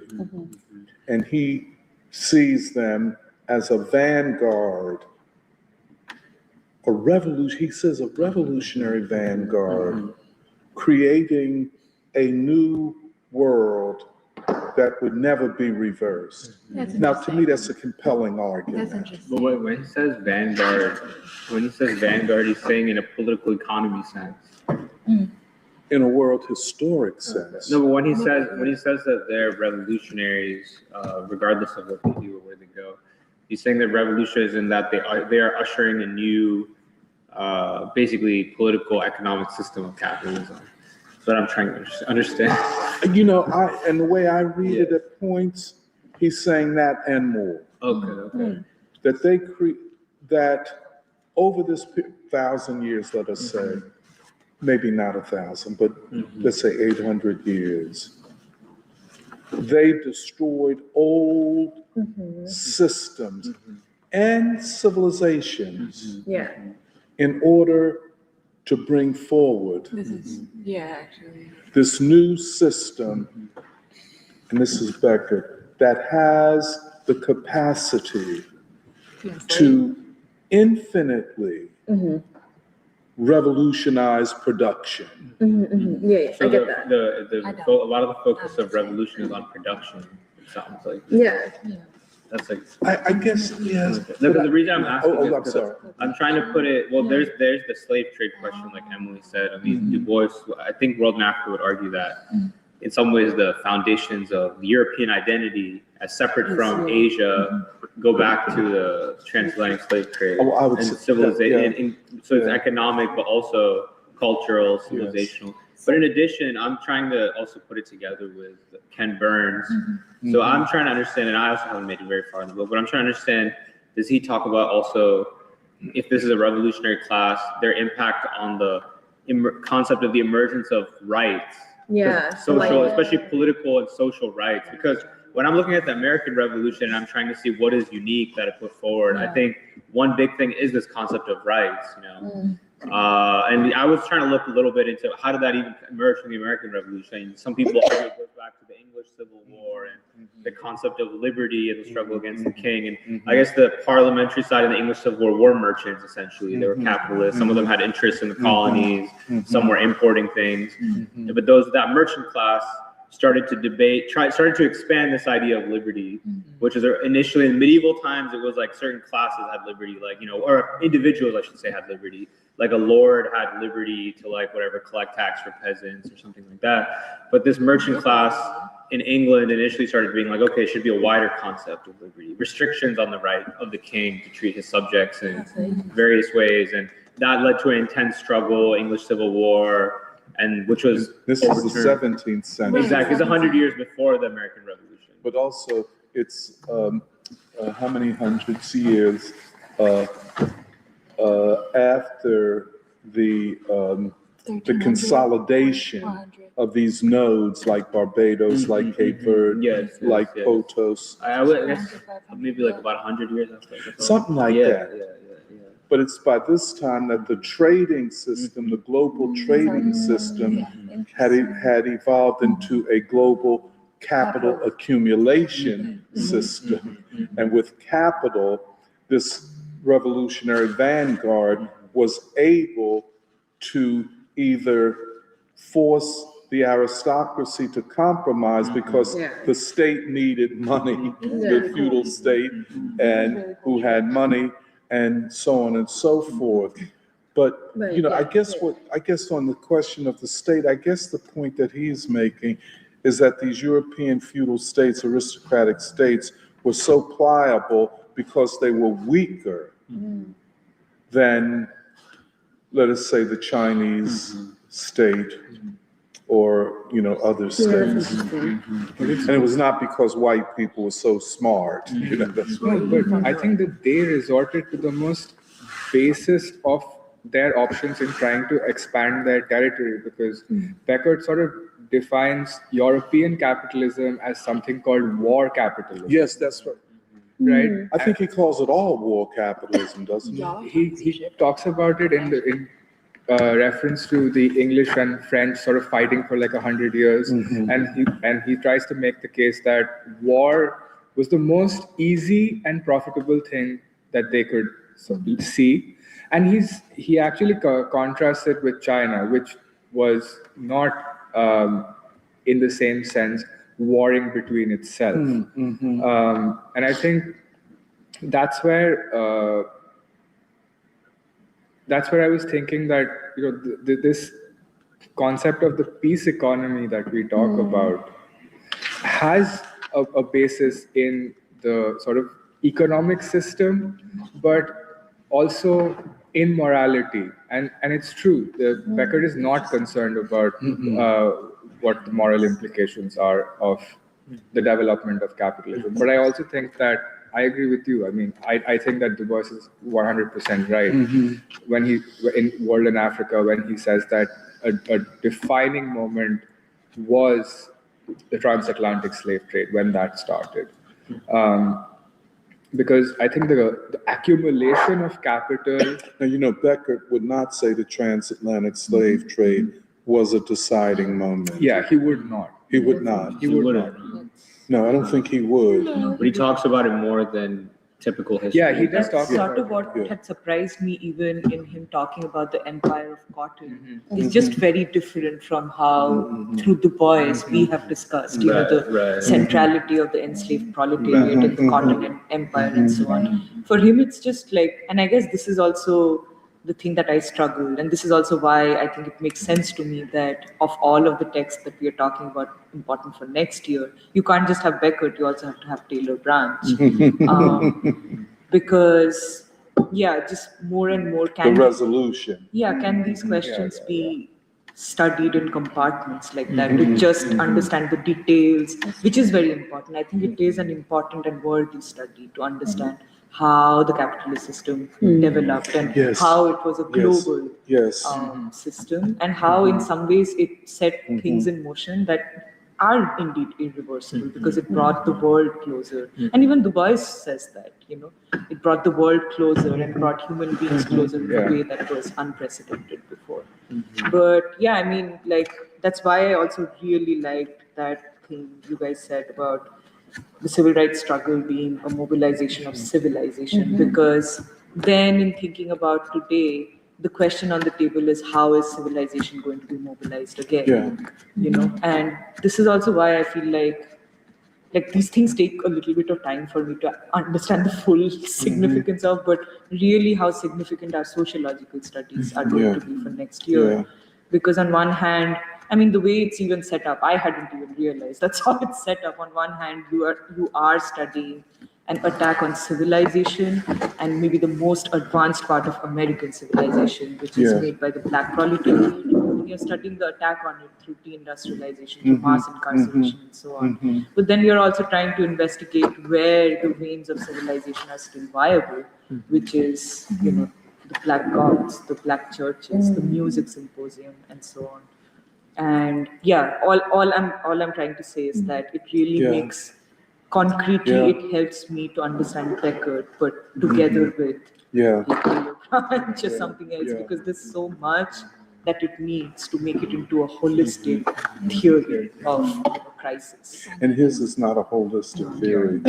And, you know, and I guess one of the key things for us is the history of consciousness, and which is the moral history of humanity, the moral history of America, the moral history of Black people.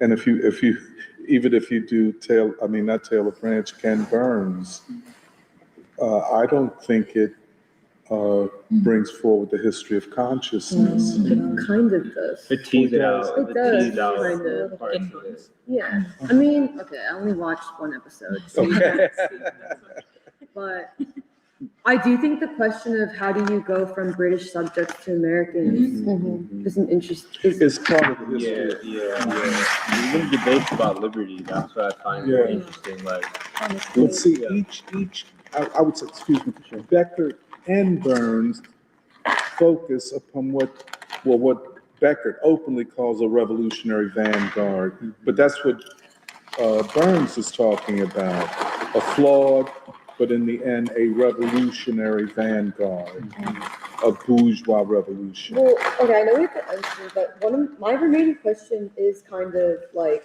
my interpretation of Beckett, Burns, and Branch is that the significance, because I'm kind of asking just a question of like, why does it matter? Not in an offensive way, but What does what matter? Beckett matter? Okay. And like, where I'm basically just like, to me, does Beckett matter? Because to me, it's the way I'm trying to put it together is Beckett is laying out how this quote unquote revolutionary vanguard is creating a system that frees or emancipates the productive forces, right? Yes, that's it. That's key. Yeah. That's like what my takeaway from Beckett, right? You're right. But then it leaves a remaining question of the emancipation of man, which the Enlightenment, for example, the Enlightenment, Protestant Reformation is part of the modern question of how do you emancipate man? Is he God-given rights, like that sort of thing? Political systems that are based upon the idea of emancipation of man. Man should be able to govern. Man deserves to govern himself. Like man is given the authority to govern himself. That sort of stuff. Which is why, like, that's why I was kind of like, oh, the Black proletariat as an actual class, like that is like a material thing, both with consciousness and it is a material.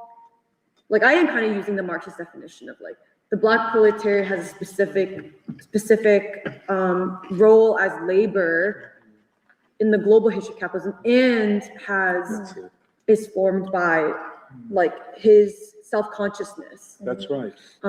Which is a unique phenomenon in world history. That's it. But that combines both. That relies on us, like both looking at Beckett a certain way, and even Burns a certain way. The Black proletarian in America fulfill something, and then plus Branch. But anyways, I guess I was just trying to recap because sometimes I do with Beckett. I really struggle with Beckett and Burns, to be honest.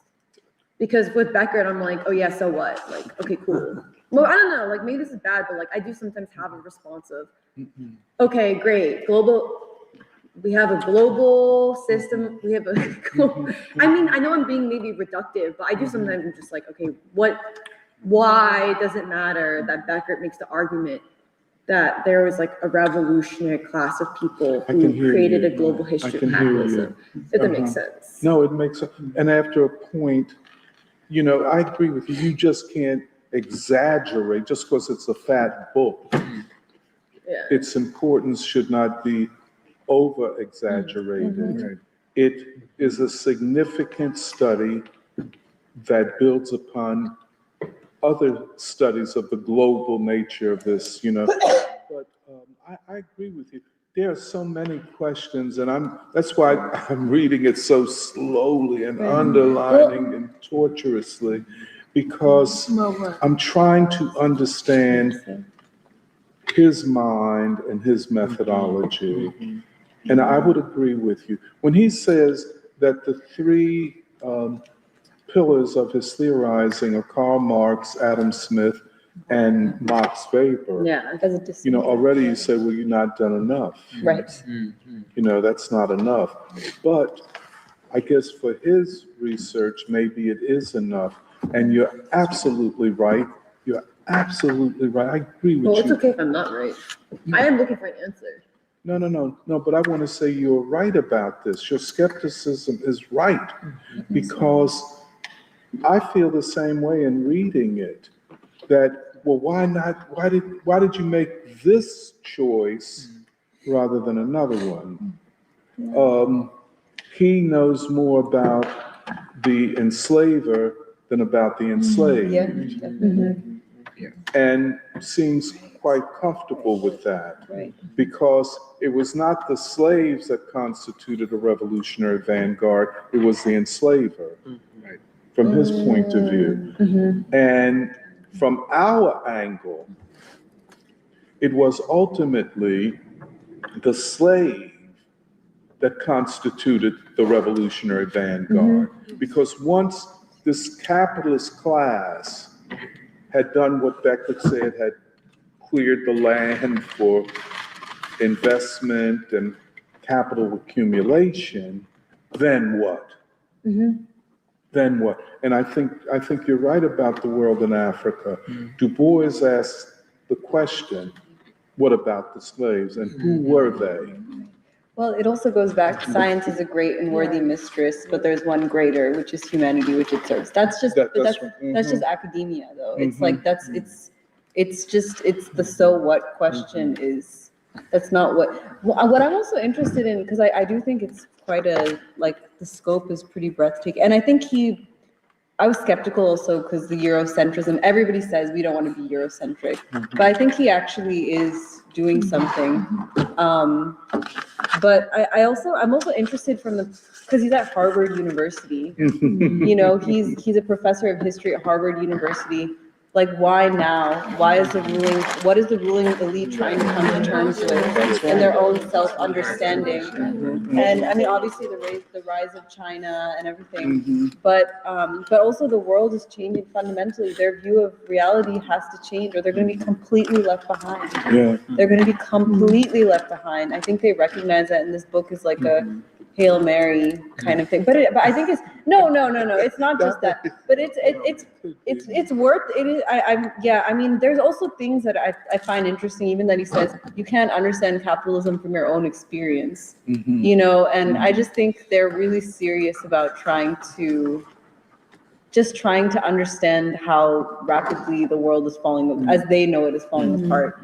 And even and it is a defense of capitalism into the future, because his position is that there is not a credible systemic alternative to capitalism. That's what he ends up with. Right. Yeah. It's the argument for 21st century. That's being right. Another century of Yeah. capitalism. Point. Maybe a more global. That's right. Right. And they would use AI as a case study of no credible alternative. Right. So AI, which will tear up the world and lay off 80% of the people, is proof that capitalism can always revolutionize the productive forces. AI will liberate the productive forces from man. Yeah, right. Yeah, I think that's clear.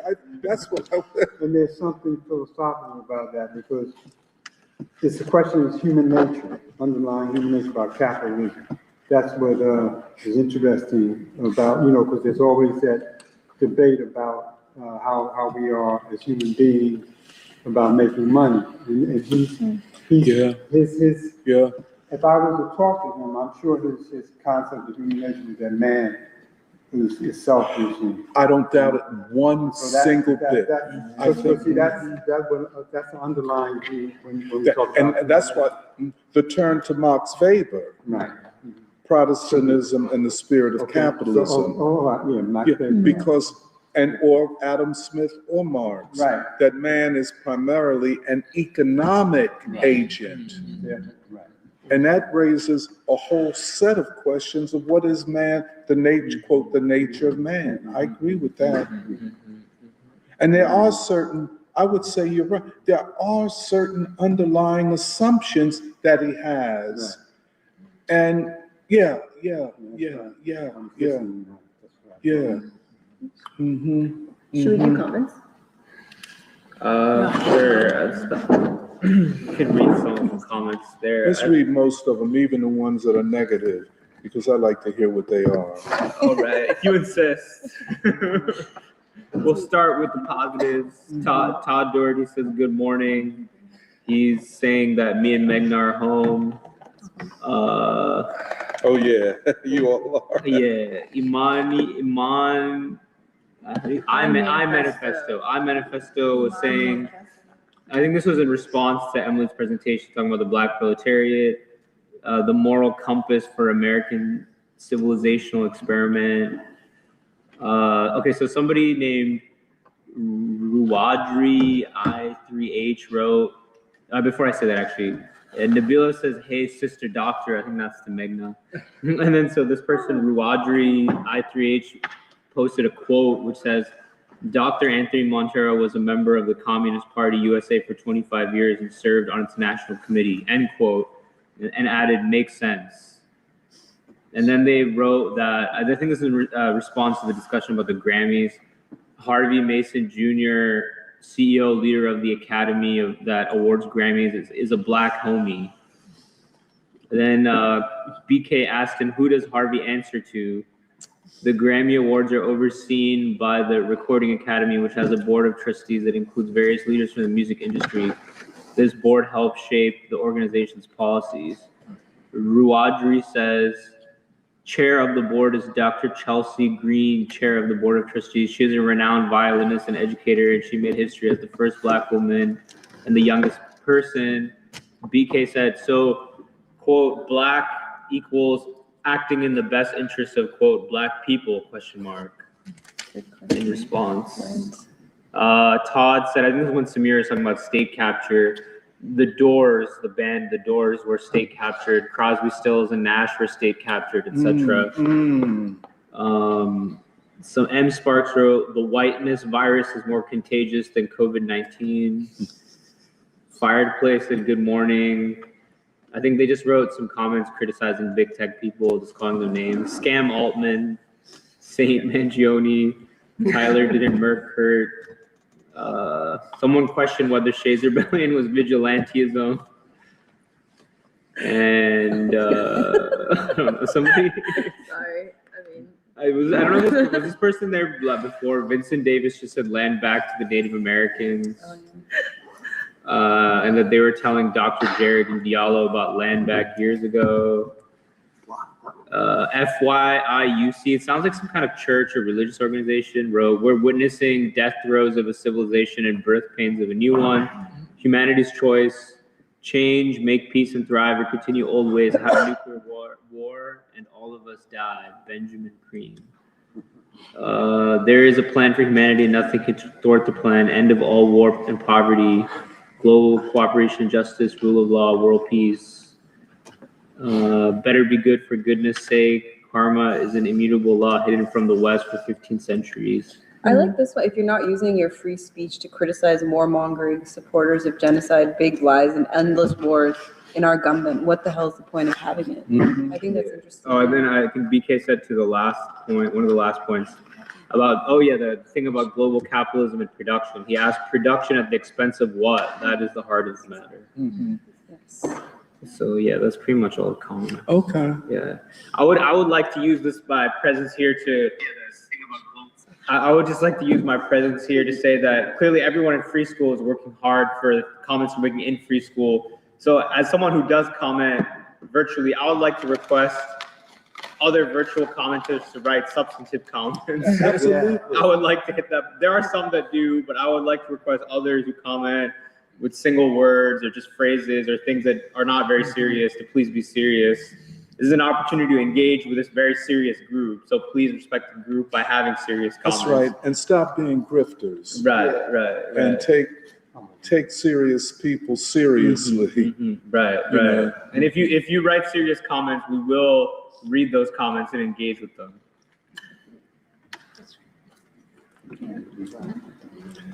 Okay, well, that ends our free school session for today.